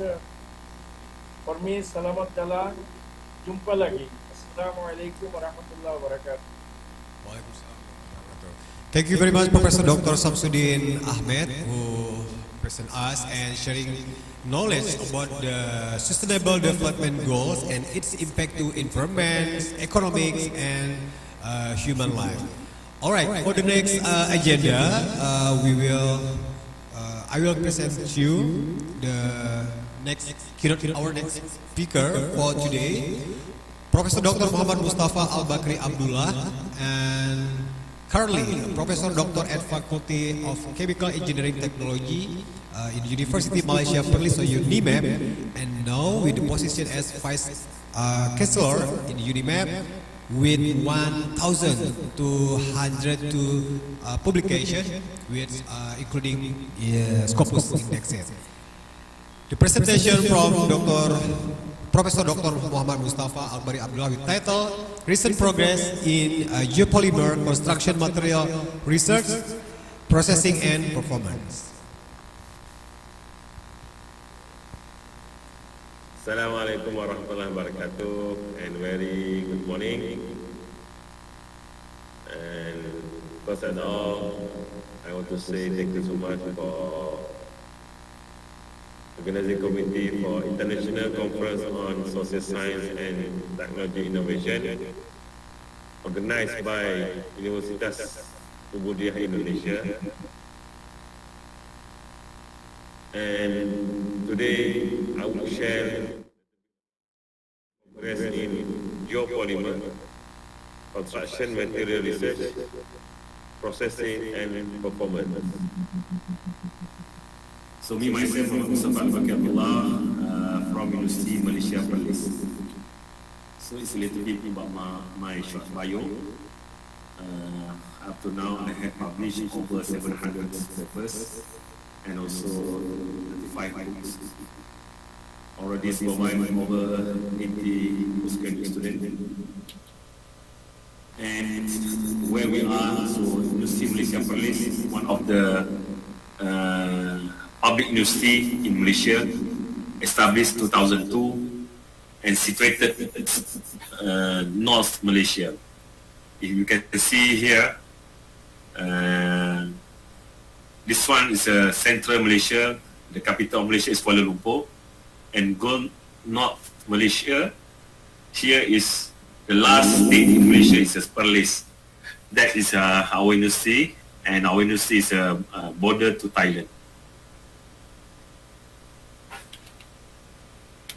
So we have 3 main campus. So we have Putra main campus, focusing on engineering campus. We have also another campus, 10 minutes to Thailand border. We call it University campus. And we have another one, city campus, focused on business campus. Some updated about Malaysia, about our university under Taman Higher Education rankings. So this year, our ranking around 1,001 up to 1,200 for World University ranking, 401 up to 600 for Impact ranking 2022, and 301 till 350 for Young University ranking under THE. So under QS ranking, our university ranked 801 until 1,000 for QS World University ranking 2023. World rankings by subject, UNIMEC ranked 451 until 500. And for ASEAN University ranking, we are number 59. Okay, today I would share a little bit about the recent progress on geopolymer. So, little bit motivation why we venture to investigate or explore on the geopolymer as an alternative binder. So, worldwide, ordinary Portland cement, the current or the existing cement manufacturer contribute 5 to 8% of CO2 emission worldwide. So that's why a lot of researchers working on green material. One of the materials is geopolymer binder, or we call it activated material also. Okay, why geopolymer? So we would have early strike, normally between 8 to 24 hours. So you can achieve almost 100% strength. So here we can mention here full strength of geopolymer concrete can be achieved as soon as 8 up to 24 hours. It depends on the precursors, or we call it main material that we are using. So another thing, geopolymer also is good fire resistant. So when you expose this type of material, no spalling observed in hydrocarbon fire profile. When you heat up this material up to 1,000, so it's nothing happen, no spalling, compared to the conventional one where you put up on the hydrocarbon over 1,000, so the spalling happen on the previous one. So why geopolymer is a good fire resistant, we will answer later. So another thing also, geopolymer also good in thermal storage, and we can apply a lot of things regarding the thermal storage. So other advantages, low permeability, chemical resistant, good, very good chemical resistant, eco-friendly, and also excellent properties within both acid and salt environment. This is why we are moving very fast to explore geopolymer. It's not only focused on concrete and cement, but we venture to other things like ceramic, bioceramic, coating, self-cleaning, self-compacting, and so on. So, little bit basic about geopolymer. You can see here, it's a very simple process. We need to have precursors, can be fly ash, GBFS, or we call it slag, or we have any natural resources can contribute. Alumina silicate sources can be a precursor. So we have precursor, and we activate by alkaline activator to produce binder, and can bind aggregates to produce concrete. That's the basics of geopolymer or alkali activated material. Okay. So another things we can see here, we have precursor fly ash, any pozzolanic material. You can use like kaolin, metakaolin, dolomite, whatever you have Aluminium silicate sources can be a precursor for this type of geopolymer or alkaline activated material. So the process, when you add together the precursors with the activated solution, so the process can start. So at the end up, you can produce geopolymeric binder, and this type of binder, similar like cement paste, can bind any aggregate or any fillers. So I would share a little bit our latest finding from our research group. Okay, normally the people focus a lot on the fly ash, but our team try to venture on the bottom ash. Normally, this type of ashes is not good for geopolymerization because it's a low reactivity. So from that, we explore a lot on this type of material. I would say why this type of material is not good for geopolymerization based on the previous finding. So we would say here some capillary pores happen on the top surface of bottom ash. You can see also porous surface, and also we have here internal pore structures. So this kind of structure, or we call it pores structure inside the bottom ash, interrupt the process of geopolymerization. But I would say the porosity of this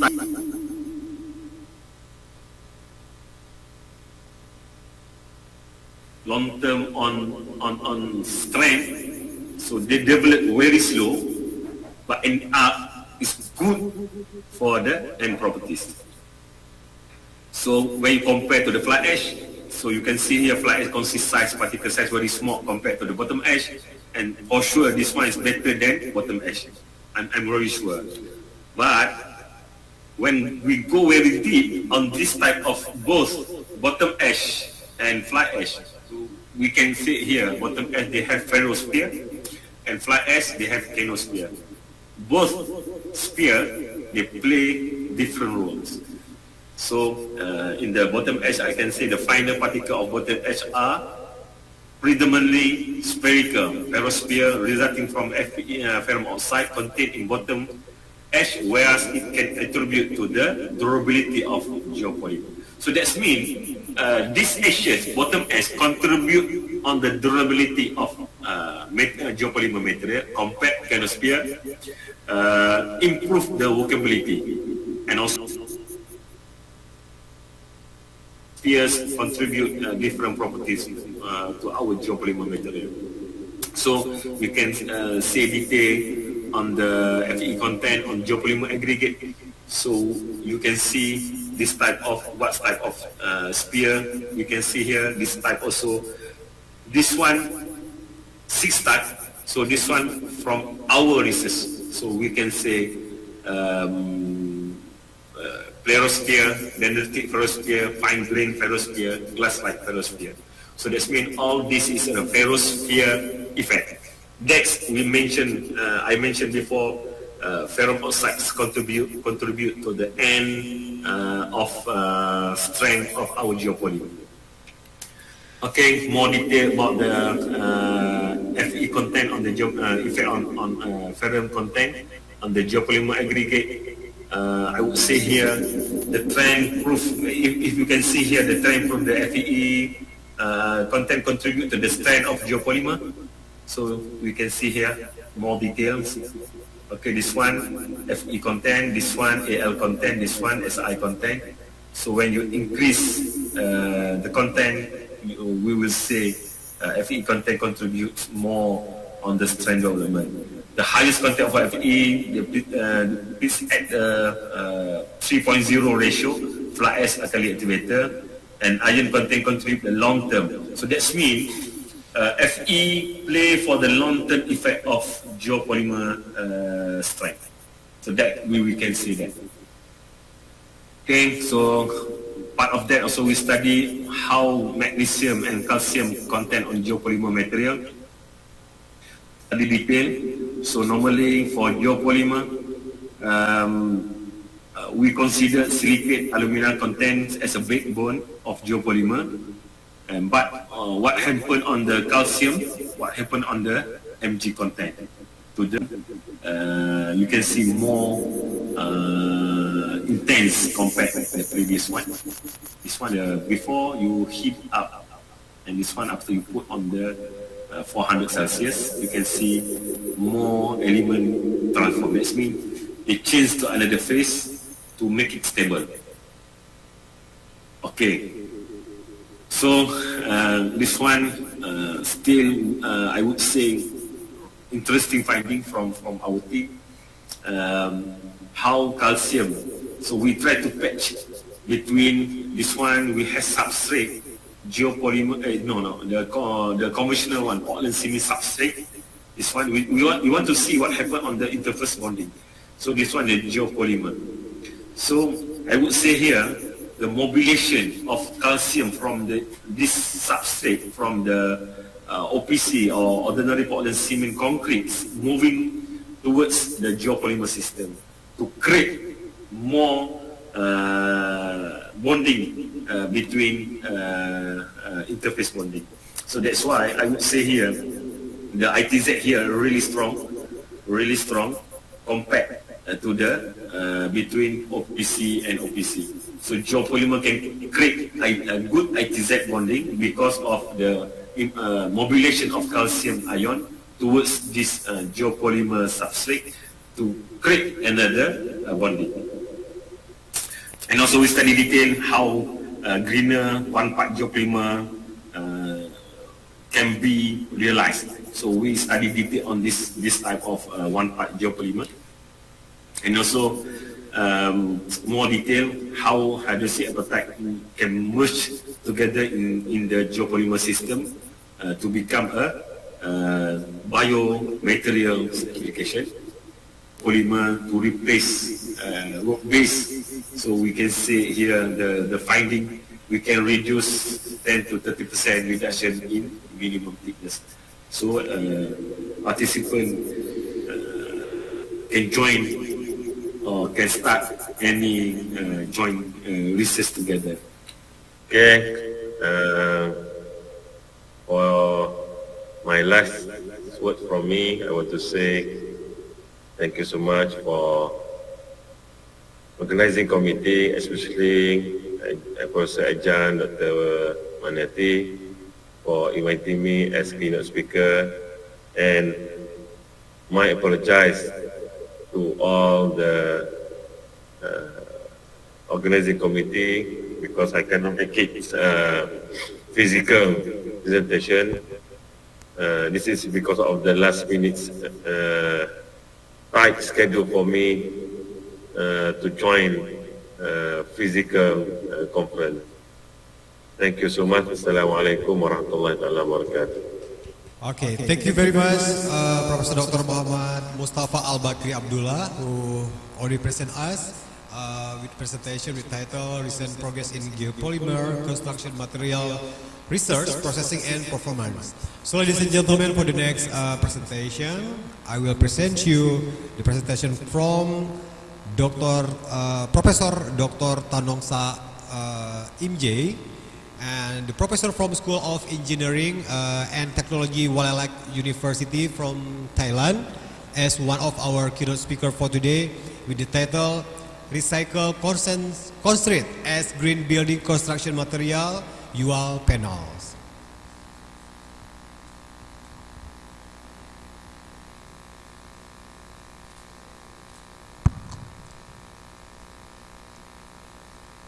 Okay, to Professor Dr. Tanongsa Imjai, the time is yours now.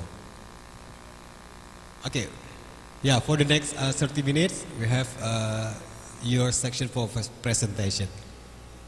Ladies and gentlemen, please welcome. This is Professor Dr. Tanongsa Imjai. Give a big applause to him. Thank you.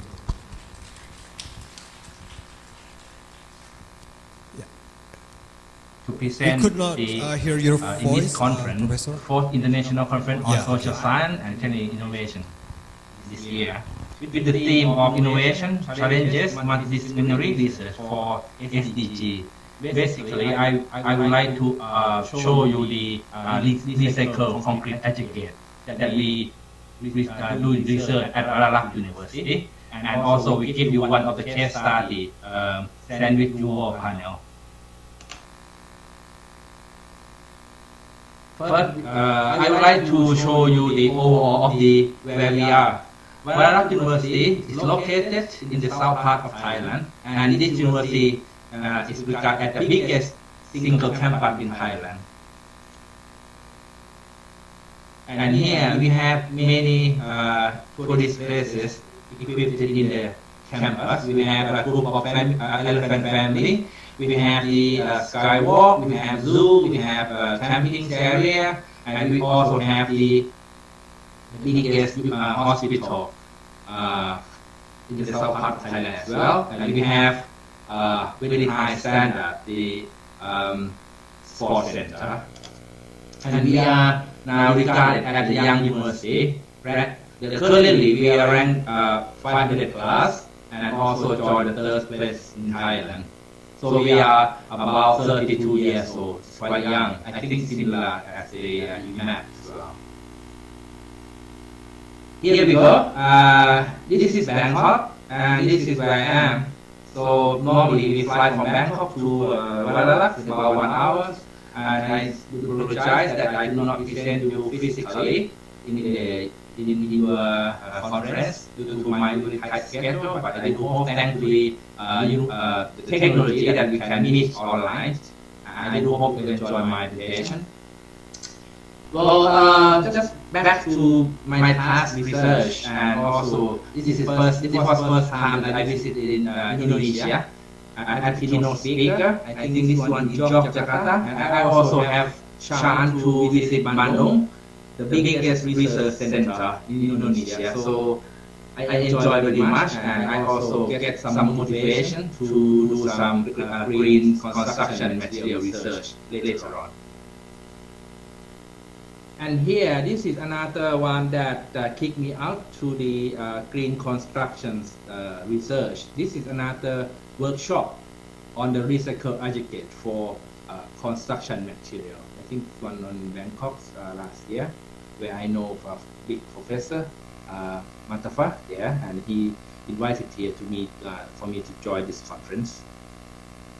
Right, it's about me. So I spent time around 12 years in UK before I joined military, and then I worked about 5 years in the construction industry as the engineer, and then I joined Kuala in a couple of years, where I am now the director of the research.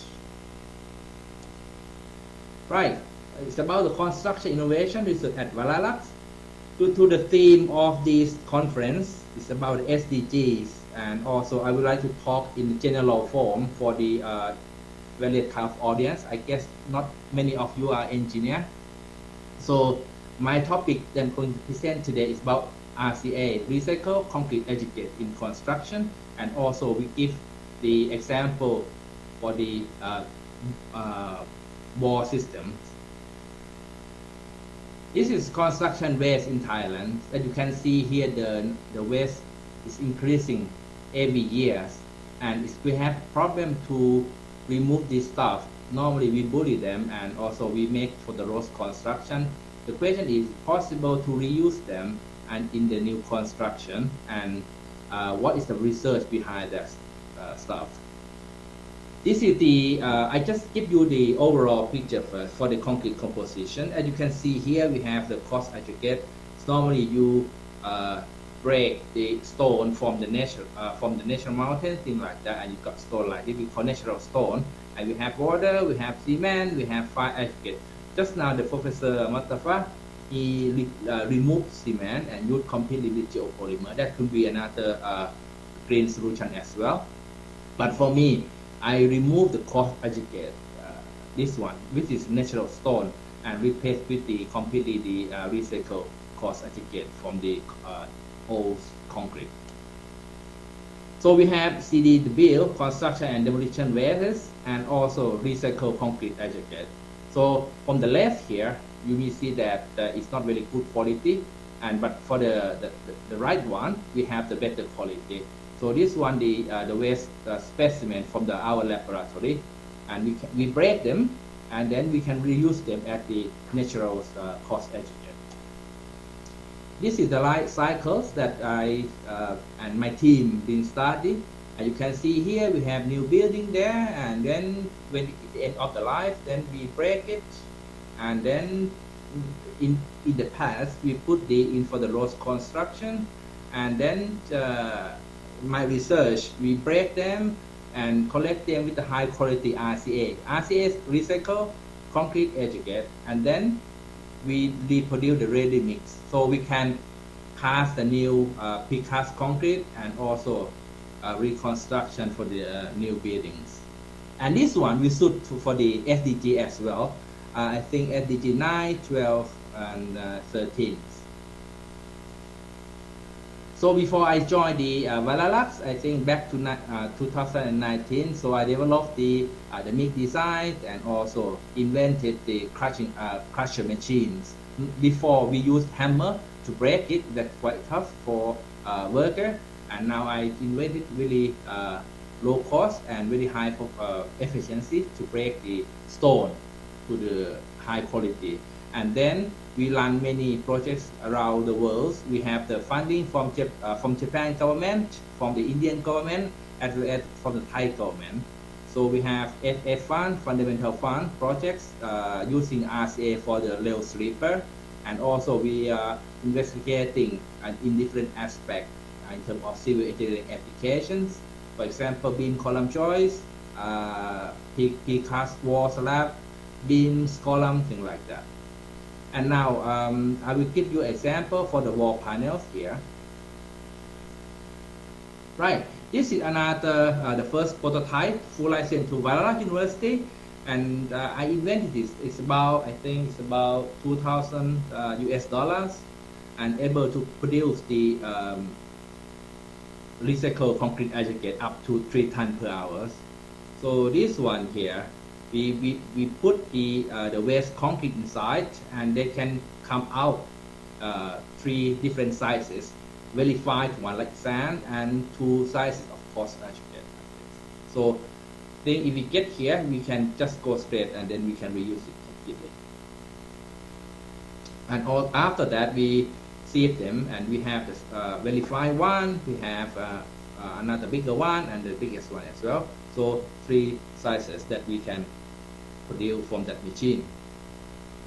And this, but another problem for the recycled coarse aggregate is that because it contains residuals, cement or we call mortar in there, if you can see from here, it's not unlike the natural stone. They have very high water absorptions, and the unit weight is quite low.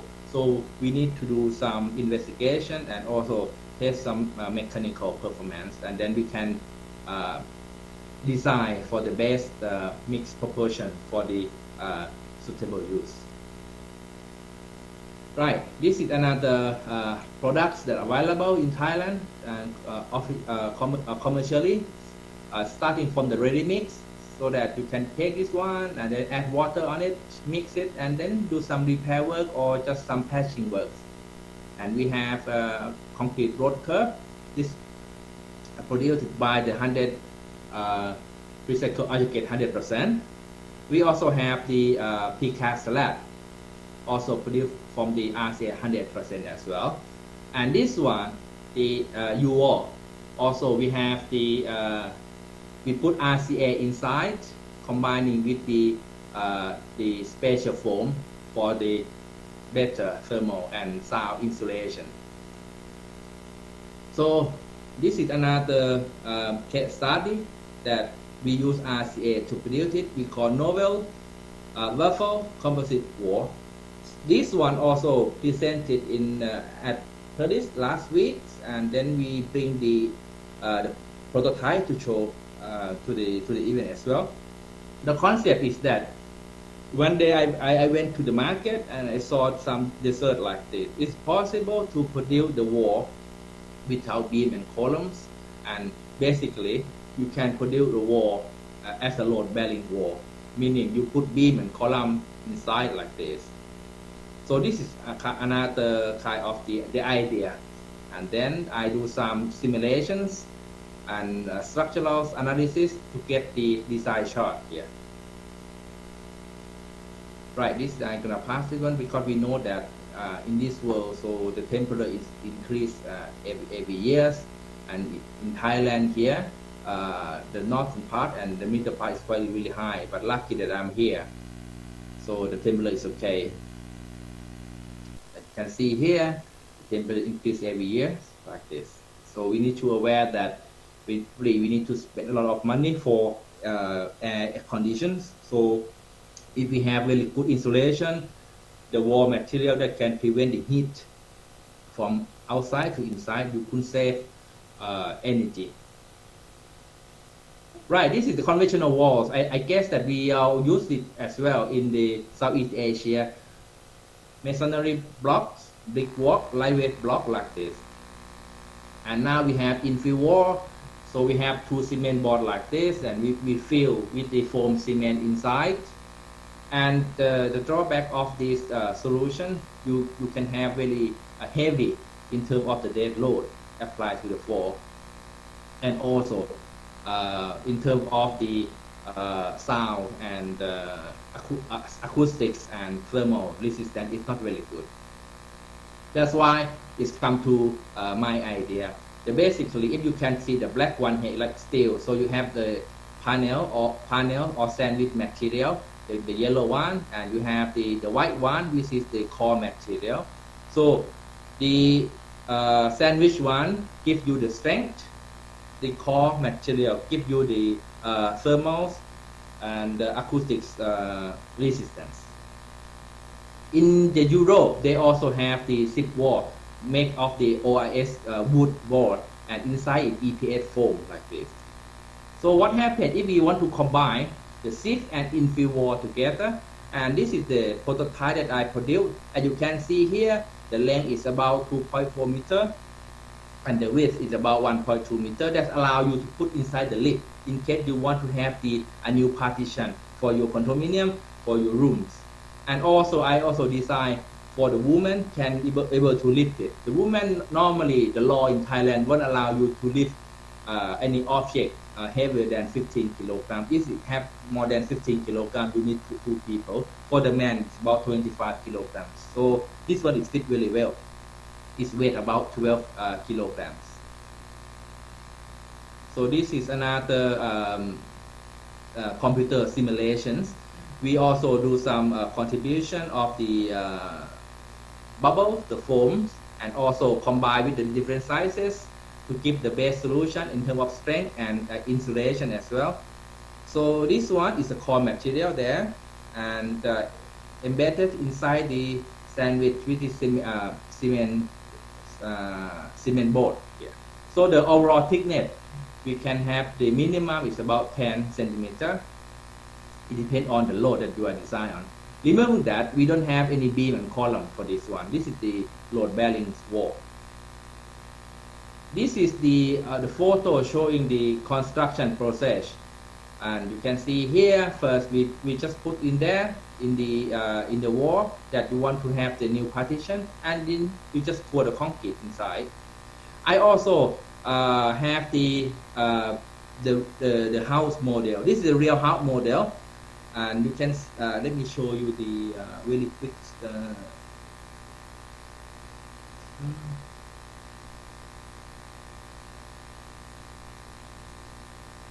Here.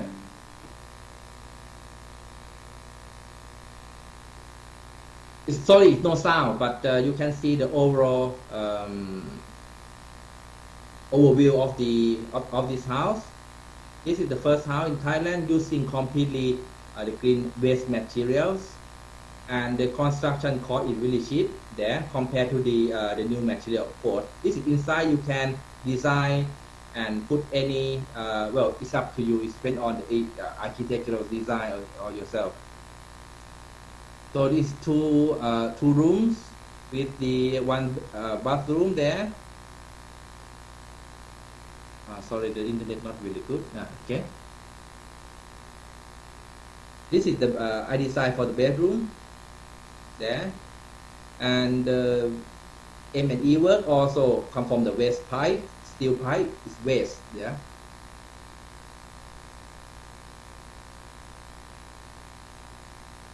Yeah, this is overall. Okay, I think you can search from Google for those of you who are interested, and also you can search in the Google Scholar. We also published one paper on this. Right. We also find the petty patterns already there, and we have the industrial connection to produce this. Remember, you also can put the M&E work for electricity and water pipe inside up to 3 inches. This is another series to test the thermal resistance compared to the conventional material. We have 5 small downscale houses. The first one is the masonry, concrete block, lightweight infill, and U-wall here. And then we conclude series 2. I show you just now the full scale house. And this is the we put some we call the temperature sensor, very high precision.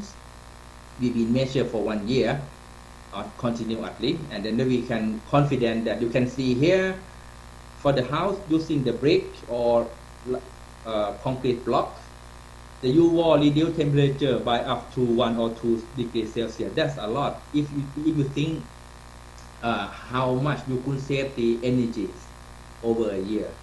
So this could be another solution that you could use. And in terms of cost, it's quite similar to the concrete block as well. All right, the conclusions. Then as I said there, the U-wall is it reduced temperature outside to inside up to 2 degrees Celsius, and the heat for the accumulation in the lightweight blocks had a slower heat transfer than before, and also during the night, meaning that the U-wall keep the temperature inside the room steady.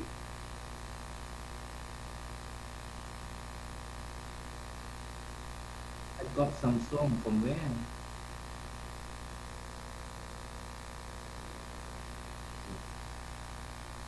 Right, this is series 2, the full scale house models, and as I said there, you can see some video there, and I guess that you all have my presentation already.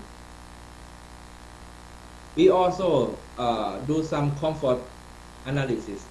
So the comfort level, you have to plot and in terms of temperatures and relative humidity, and if that measurement is lie in this gray, you can call comfort zone. For example, if you have the for your house, if you measure if it's too hot or it's too cold, it's uncomfort. So the solution is you maybe use the air conditions, window, tree to bring those fit in the comfort levels. But using the U-wall or temperature, humidity lie within this zone, meaning that your house is comfort for the user. Right, okay, I just talked already there. And this is the sections. We have room 1, room 2, and room 3 there. This is the washroom, storage, balconies. Okay, and as you can see here, the temperature, the T1 is ambient temperatures, and the inside temperature T2 T3 is keep constant there, no matter a day and night. Okay. And at the same thing, at the relative humidity, you have very high outside, but inside is still okay. And here, for example, if you close your door and windows, and it means no air movement. So the dot in terms of temperature and humidity lie in this zone. And after you open your door and windows and you allow the air movement, and you are in the comfort zone. So this proves that using the U-wall will bring your house to the comfort level without any AC air condition needed. Right. In terms of conclusions, using the U-wall, you can change the outside and inside temperature from 3 to 5 degrees Celsius. And again, if you allow the air movement, for example, using a door or windows, and could bring up your house to the comfort level as well. And again, we are keeping to monitor long term for the 3 to 5 years. So hope that we can find something interesting. And then now we are preparing the draft and policy for the use of this wall in the new house constructions. Again, here for this poster, to summarize what I've been taught today, I think you can find from my slide as well. Right, and last but not least, for those of you who would like to explore more and would like to visit Kuala, we have the different opportunity open for the board. Professor, lecturer, for example, international students, mobility, international staff mobility. Please feel free to visit the website CAA Center for International Affairs, and you can apply. Yeah, and I think some of new collaborations that are welcome. Right. See you at Kuala, and not only university, we have many tourist places that are waiting for you to explore. Thank you. Okay, thank you very much to Professor Dr. Tanongsa Imjai from from the School of Engineering and Technology Wildlife University, Thailand, who already present us about the recycle concrete as green building construction materials UO panel. Thank you very much, Professor. Okay, so the next session, the last but not least, I will present you Professor Dr. Taufik Fuadi Abidin, M.Tech, the Professor in Computer Science at Universitas Syiah Kuala, Banda, Aceh, within more than 33 publications, including with the Scopus Index. So his specialization and interests are in machine learning, big data analytics, web and text mining, information retrieval, and information. So with the theme for today, pattern recognition application, acronym and expansion pairs discovery from text phrase and recognition. Professor, the stage is yours. Thank you very much. Give big applause to Professor Taufik.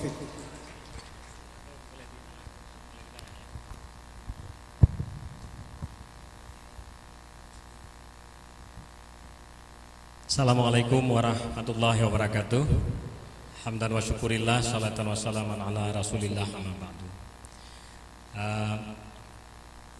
Distinguished guest, Rektor Universitas Ubudiyah, Ibu Dr. Marniati MKes, Honorable Guest, Vice Rector Pak Alfian, keynote speaker who is present here with us, Brigadier General Datu Professor Emeritus Dr. Kamarudin Husin, and all the distinguished guests and the participants of Icosti 2023. I will take this time to present our recent works in the pattern recognition application. I will share two applications of the pattern recognition, which is acronym and expansion pair discovery from text, and the other one is the face recognition. Next. Next, please. Yeah, this is a little bit about me. I graduated my undergrad 30 years ago from ITS Surabaya, and then I continue my computer science field.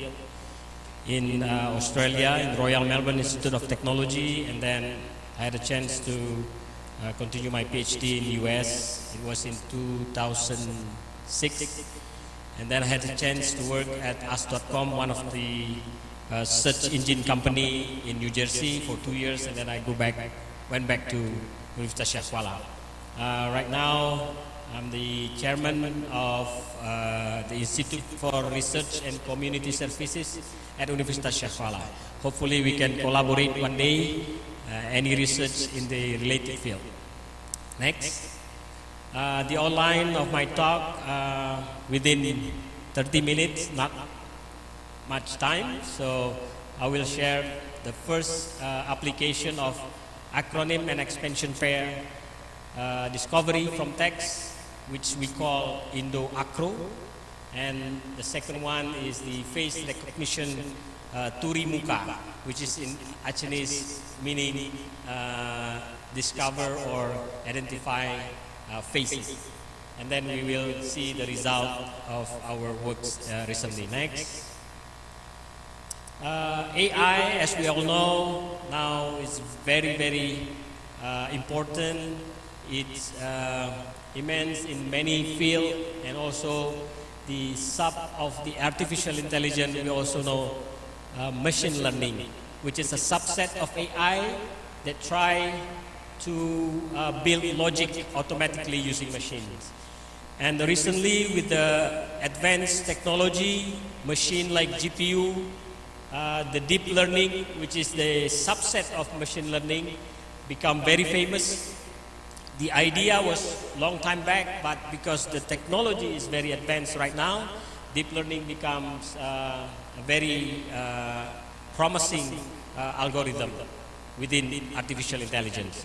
And the other thing is pattern recognition, which is a mix between the machine learning and deep learning, which is the process of identifying pattern or legalities in data. And in machine learning and AI, pattern recognition involves developing algorithm and model that can automatically detect and interpret pattern in data.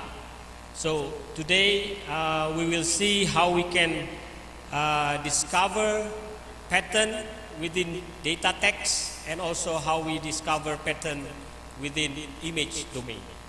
Next. A lot of people confusing about machine learning versus deep learning. What are the differences? The simple things we can describe is that if we use machine learning, we have to identify the feature extraction, the features of the input. We have to generate or create the features. While the deep learning, we don't have to identify the features of the input or the samples, because the black box of the neural networks can create or identify the feature itself, and it will classify and find the output. So the difference is within the feature extractions. Next. Let's see the first application of pattern recognition that we have been working in the last 2 years. Acronym expansion pair discovery from text. Probably many of you a little bit confused. What is acronym expansion pair discovery from text? Next. For example, if we throw a query in search engine applications, let's say you type USK, which is the shorten of Universitas Syiah Kuala. The search engine should also find result using Universitas Syiah Kuala. Why? Because USK is the acronym of Universitas Syiah Kuala. Otherwise, we only find a document that has USK word within it. So the acronym and the expansion, like USK is Universitas Syiah Kuala, should be extracted from large of documents, so we can have the list of acronym as well as the expansions. For example, in the search engine company, instead of just use USK as the query, the engine should also find the document that has Universitas Kuala as the query. But the user doesn't have to type both. The user can only type the expansion, or the user can only type the acronym. Now, we have worked with this pattern recognition for a few years, and we already create the prototype we call Indo-Acro, or Indonesian Acronym Repository. If you can access that URL, then you can see the prototype, and you can see the list of acronym and expansion there. And all of the acronyms and expansion are extracted automatically using algorithm, not manually by humans. Next. We published it in IEEE conference and also journal information. You can ask the committee later on to get this slide, and then you can access or type the title. You will find it open access for everyone. Next. Now, how can we extract or find the pattern of acronym and also the expansion within the text? How can the machine recognize it? This is the flow. Yeah, first we crawl the data from websites. Yeah, we can use many online news article like from the TIK portal, Liputan 6, Okizon, Kompas, and everything. We can crawl them and then use that big data, clean them, and then start to implement the algorithm to find the candidate of acronym and also the expansion. And then we create a model and then test the model until we find a good accuracy. We will see the result later on. We use F1 score as the accuracy measurement. Next. This is very technical, I'm sorry. The algorithm to find the candidate of acronym, because not all the words we found in the text are acronym. So how can we identify words that are actually acronym? This is the few if and else rules, so we can find the real acronym, and then the next step is to find the expansion of that acronym. How can we find the expansion? Because the expansion can be in the left side of the acronym and can be also on the right side of the acronym. So we have to observe both sides of the candidate of acronyms. Next. This is the hardest part, because we use a machine learning. We have to create what I was mentioned in the beginning, the numerical features of the input. The input are the candidate of acronym and also the expansion. How can we create a numerical features to describe those samples? In the paper that I was showing you, the journal article, you will see there are 8 numerical features that we create, that we believe can represent the sample of acronym and its expansions. This is one of the example of the features that we created, and the second one is the number of words in the expansion that are in the title case. You can see or you can read detail in that paper. Because of short time, 30 minutes, I cannot explain all the 8 numerical features that we introduced. Next, probably the student here interested to imitate or try our algorithm, please take a look on the article. This is the training model evaluation that we observe. We take several machine learning algorithm like support vector machine using several kernel, linear, polynomial, radial, sigmoid, and then also use the KNN, K nearest neighbor, using K equal 3, 5, 7, and 9, and also compare with BERT transformer algorithm. And fortunately, we can beat the bird, because probably bird need to retrain or set the hyperparameter in a better way to beat the 99.52 F1 score percentage. But so far, SVM polynomial is the best approach. This is the model, the training model, when we create the model for the acronym and expansion pair algorithm. Next, after we find the model with a very good accuracy, we tested the model using another set of samples, which are not involved in building the model, and found that the SVM polynomial using 8 features is also the best and can beat the other approach. So it's confirmed between the training models and the testing, not overfitting. Yeah, sometimes it's overfitting. That's what we try to avoid. Next, the second pattern recognition application that we want to share here is the face recognition, or we call turi muka. This is the work starting in 2021, yeah, and we're still working on it. We try to improve more. The challenge is, the bigger the data, then it takes more time to train the model using GPU machine, which is very expensive to use. Next, this is one example of what turi muka look like. We want to implement the technology so we can use it in the office for identify whose faces is this and in what location are they in the campus, or they're trying to present outside the campus, and etc. So this is the prototype of the turi muka. So identify the face automatically and then try to identify who is this.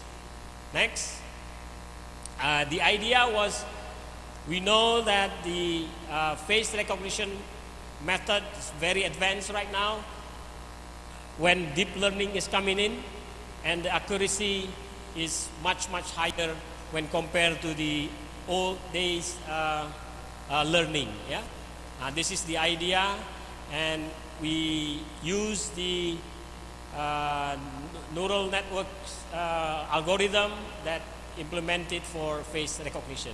Next, we use this data set. It's open data set. If everyone want to try to model the face recognition algorithm, you can download. It's free, you don't have to pay. 500 classes, 500 different faces of people, and within each name they provide more than 50 images. So we don't have to generate our own data set. We can use this, and then we can transfer learning the model and use for our face. Next, this is my student that help us working on the face recognition.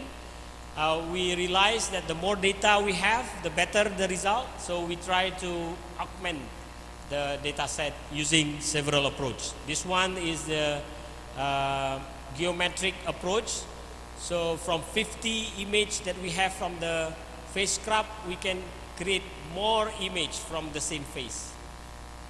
Next, we analyze the geometry-based data augmentation, and it's seen here.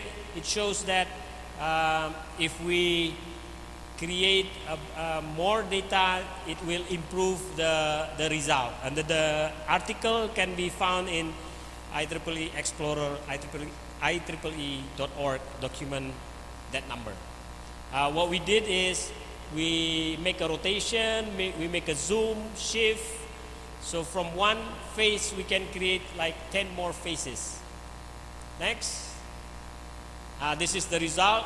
We try using ResNet 50, MobileNet V3 small and large, and we found that the best one is the MobileNet V3 large with testing accuracy 84%. Oh no, 87%. Yeah, using augmentation 5 image. Next. The other approach that we did is to use a transformation, not only geometric base. We use what we call various poses image augmentation, inspired by NATO, the work in 2012, and we move the image using roll approach, pitch, and also yaw, so we can have more data from the same face. Next, this is how it looks like. We create from one original face, and then we move it several degrees of yaw, also pitch, and also roll. So then we can have more image for our training sets.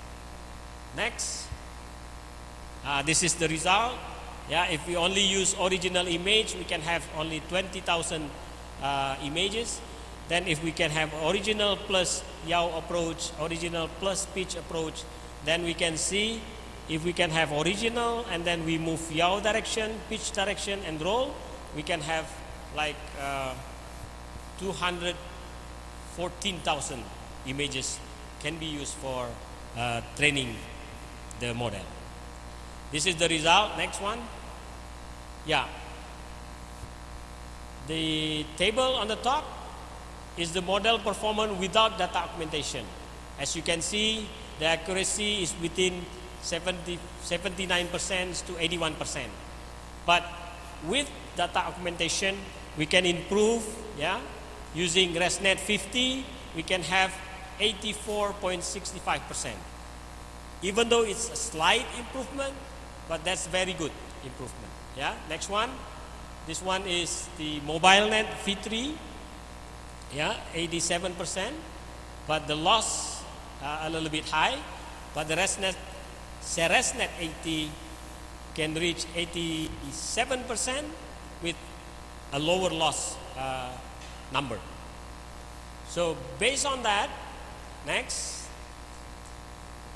one. This is just the representation. We found that using face transformation, it can also improve the accuracy of the face recognition model. And then we implement that in next one, Primuka, yeah, and we can have a better accuracy, and this one should be implemented soon in Universitas Syiah Kuala, so we can use face recognition to recognize the faculty members and also the staff in the university.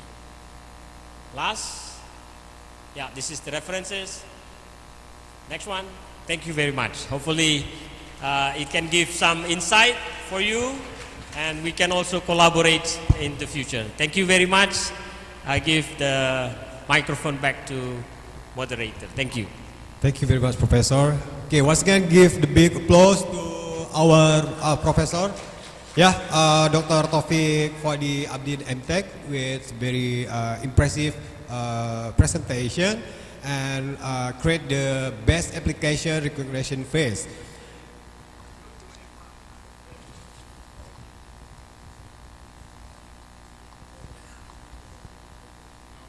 Okay, ladies and gentlemen, for the next agenda, I would like to invite our rector of UUI, Dr. Marniati, and also Brigjen Dr. Kamarudin and Prof. Taufik, and also Mr. Alfian as our Vice Chancellor to give the pledge actions and also follow with the group photo with all of the participants.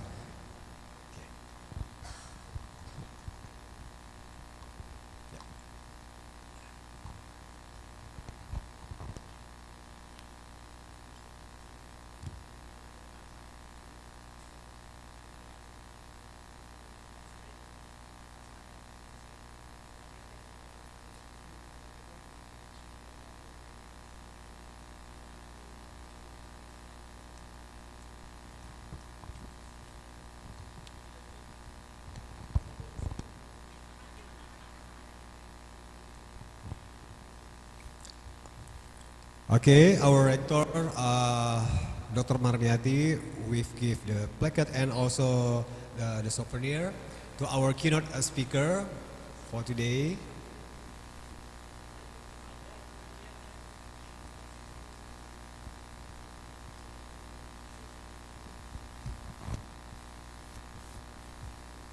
Okay, give a big applause to Dr. Kamarudin for his excellent presentation. And the next one to Professor Dr. Taufik.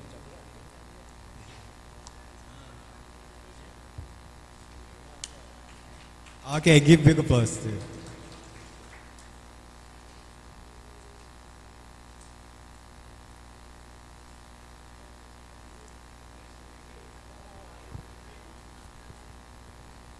Okay, give big applause to Dr. Kamarudin and Prof. Marlin.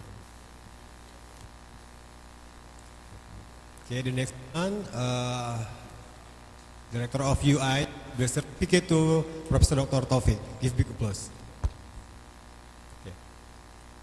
Yeah, we can do the group photo with the keynote speakers and also our Vice Chancellor, Mr. Alfian.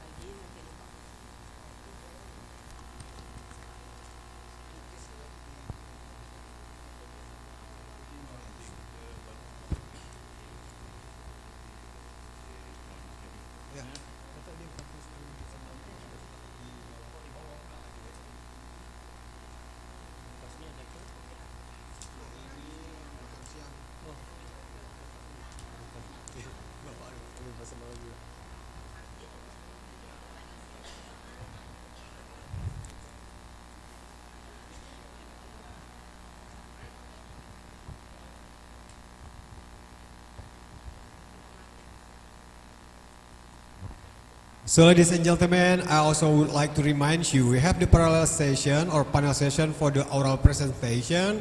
After break or lunch, we will be divided into two rooms. For the room 1, at the main meeting room, we will guide with our moderator, Ms. Rohazita from Unimap. And from room 2, studio 2 of UBONTV will guide by me as moderator. And for the rest of participants who join this conference via online will also connect it into the room as already organized by the committee. Okay. So ladies and gentlemen, finally we are in the closing ceremony for this event, and also we will continue for day 2 tomorrow for closing ceremony. And also tomorrow we will announce who is the best paper and the best presenter, each category with 6 best paper and also best presenter. And finally, me as the master of ceremony, on behalf of the committee, I would like to say thank you very much for all of the participants, for our keynote speaker, our rector, our chairman, and our special guest for today from Open University Malaysia, from Unimap, from the RB Highcom, and see you on the next event. Wabillahi taufiq wal hidayah. Assalamualaikum warahmatullahi wabarakatuh. Thank you. Okay, give a applause once again to our opening ceremony for today. Alhamdulillah, it's success.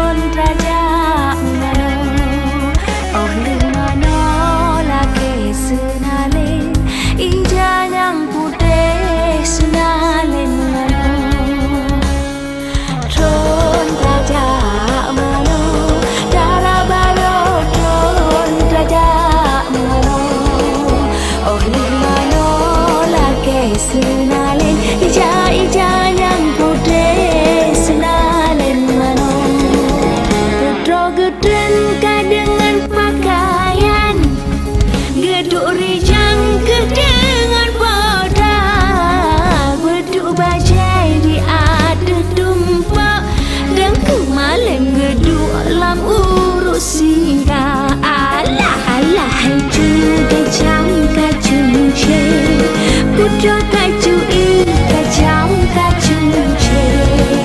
Alah juga jam kacung ce, hai putra kacung kacang kacung ce.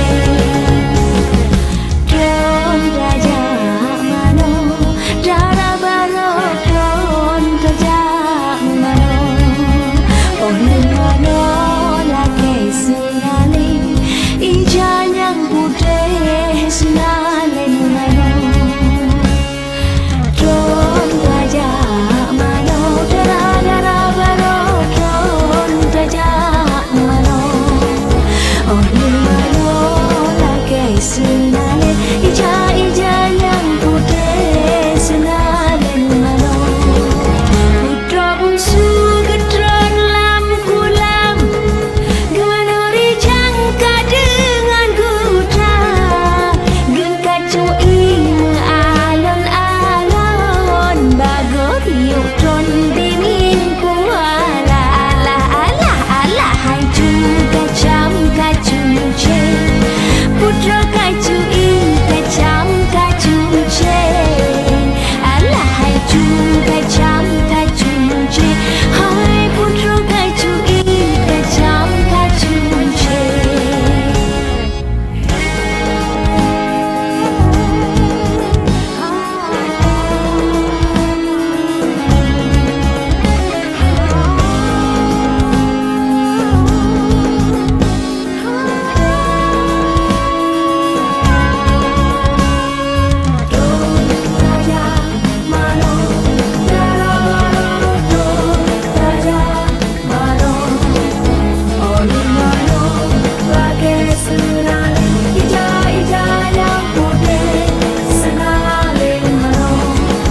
Dengku malam di dalam uruk, gena jinga baca busu dah, lepah busu gedron dalam pulam, gecoklah pakaian lem biwa. Alah